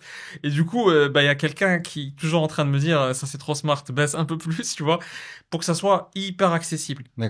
Et c'est là où tu comprends le génie de Trump. Parce que Trump a un langage où les gens disaient qu'il était sénile parce qu'il était trop simple. Mais en fait, c'est hyper bien dosé pour que ça soit tellement digestible que n'importe qui, sans être focus, il le capte et il est satisfait par ce langage, tu vois. Et en fait, c'est du vrai génie. C'est pas... Les gens caricaturent Trump. C'est sûr qu'on n'est pas d'accord avec beaucoup de choses qu'il dit et qu'il fait. Hein. J'endosse pas du tout sa politique sur beaucoup de choses. Mais sa com, c'est du génie. C'est pas une com hasardeuse. C'est pas une com par hasard. C'est pas un teubé, en fait. Hein. C'est vraiment... ceux qui ont des langages compliqués pour se la jouer intellectuelle n'ont pas compris à la diffusion comment ça marche. C'est hyper intéressant comme analyse. Est-ce que tu arrives à quantifier un peu, du coup, ces équipes, tout ça, combien ça te coûte à l'année, ta création de contenu, et les leads que ça te génère, et pourquoi c'est intéressant de le faire, quoi? Ça coûte une équipe qui est aujourd'hui composée peut-être de 2,5 personnes, tu vois, en full-time. Et Écriture, captation, montage, tout ça, tout quoi. ça, ouais. Recherche, préparation quand il y a des invités. Et donc ça, c'est par rapport à nos budgets marketing, c'est petit, parce que nos budgets marketing en Google et en pub, etc., c'est cher, quoi, en millions. Et, et du coup, le coût est largement acceptable. Sur l'impact, en fait, ça fait partie de ces trucs-là. Tu sais, avant qu'il y ait le performance marketing, il y avait le marketing classique. Ouais. Et ce matin, je recevais dans mon podcast l'ancien directeur marketing de Coca-Cola Europe, Ok. donc qui a vécu les années 80 où il n'y avait pas de Facebook Ads, etc. Et à l'époque, tu ne savais pas quel était le ROI exact comme aujourd'hui, parce que tu fais une pub à la télé. Nous, on a fait une semaine de métro cette année. On ne sait pas du tout ce que ça a fait. En fait, il y a quelques codes promo qui ont été utilisés. Ça a couvert le coût peut-être du truc. Mais est-ce que c'est beaucoup de gens nous ont connus? Je sais pas, tu vois. Et en fait, aujourd'hui, à cause du performance marketing, par, par confort intellectuel, on ne fait que du performance marketing parce que c'est le seul qui est mesurable. Et ce qui Ouais. n'est pas mesurable, même si il peut être incroyable, tu n'oses pas le faire parce que comment tu vas le défendre auprès de ton boss ou tes associés? Comment tu vas dire j'ai dépensé 1 million et alors ça a fait vendu combien? Je sais pas. Ouais, Tu ouais. ne peux plus. Avant, c'était pas le cas. Tu regardes Mad Men, les mecs se posaient, ils faisaient des concepts, ils disaient voilà, ce billboard, on va l'afficher. Et tu es obligé dans le business de prendre des décisions où tu n'as pas de mesure de la performance. C'est comme ça. Et si tu le fais pas, tu fais pas de branding. Si tu fais pas de branding, comment ta marque va devenir connue, tu vois? Donc aujourd'hui, je sais te dire qu'on génère des ventes qui sont beaucoup plus que les coûts, mais je sais pas te dire si ça a aidé tous les autres canaux marketing. Hmm. Parce que peut-être qu'un mec a vu une pub, il a fait le lien avec ma vidéo, il s'est dit bah c'est sa boîte. Donc Bah, c'est ça, c'est ça. En fait, comment le tu veux que je le marketing, t'as sache? plein de touch points. Il a vu ta pub dans le métro, Oui. le soir, il revend un truc, et là, c'est la troisième fois, il se dit, allez, là, j'y vais. Exactement. Ouais. Il t'a vu la vidéo, il a peut-être vu la vidéo, il a même pas fait le lien au début entre Ouais. toi et la boîte. Ensuite, il a vu une pub de la boîte. Deuxième vidéo qu'il voit de toi, il fait le lien. Et 6 mois plus tard, peut-être qu'il a besoin de créer sa boîte, tu vois. Hmm. Et c'est que là qu'il va penser à toi. Donc c'est complexe. Donc parfois, il faut faire des décisions plus de bon sens que d'analyse chiffrée, tu vois. On a parlé de plein de sujets, Rassem, tu vois, sur tes études, sur le parcours de fou que tu as eu dans l'entrepreneuriat de créateur économie. S'il y a une personne qui nous écoute aujourd'hui, qui s'identifie dans ton parcours, quel serait le conseil que tu voudrais lui donner? Quel conseil tu donnerais au Rassem qui a 10 ans de moins, quoi? Je pense que le meilleur conseil, c'est de se lancer ASAP, le plus vite. Parce que toutes les raisons que j'ai vues de chez moi ou chez les autres de repousser le lancement de quelque chose sont pas bonnes en fait. Il n'y a pas de meilleur timing. On me demande toujours c'est quoi le meilleur moment pour créer sa boîte par rapport à ta vie perso, par rapport à tes études, etc. Je pense qu'il faut le max se lancer le plus vite possible parce que finalement c'est vraiment cette action-là qui va... C'est peut-être pas la boîte qui va marcher d'ailleurs, mais cette action-là va générer beaucoup d'opportunités pour toi, plus que ce que tu imagines, tu vois. Si tu veux lancer ta chaîne YouTube et que tu n'as pas une vision claire, lance-la, c'est pas grave, c'est le chemin qui compte. Si tu kiffes faire des vidéos, fais ces vidéos-là. Si t'as pas de vision claire sur comment gagner de l'argent, ça va venir, tu vas rencontrer des gens, il y a des gens qui vont venir te dire voici comment gagner de l'argent avec ça, des gens qui vont te dire je veux m'associer avec toi, c'est fou ce que tu fais. Et en fait, je pense qu'on regrette beaucoup plus l'inaction que l'action. C'est-à-dire qu'on regrette les choses qu'on n'a pas faites que les choses qu'on a faites. Donc si tu veux faire, il faut pas se poser de questions, fais. Après, tu verras s'il y a un business model, si des gens veulent te rejoindre. Au pire, tu auras rencontré deux, trois mecs, tu auras appris trois choses et tu auras une histoire à raconter le jour où quelqu'un veut te confier de l'argent ou te confier un projet. Il va te dire qu'est-ce que tu as fait. Bah, tu dis voilà, j'ai fail, mais voici ce que j'ai fait et c'était intéressant, etc. Donc, mon seul conseil, c'est de se lancer tout de suite sans trop de réflexion, en fait. Très clair. Bah écoute, Rassem, merci beaucoup. Et je vous remercie aussi à tous ceux qui sont encore là sur le podcast. Et encore une fois, n'oubliez pas de vous abonner si ça vous a été utile. Ça nous aide énormément.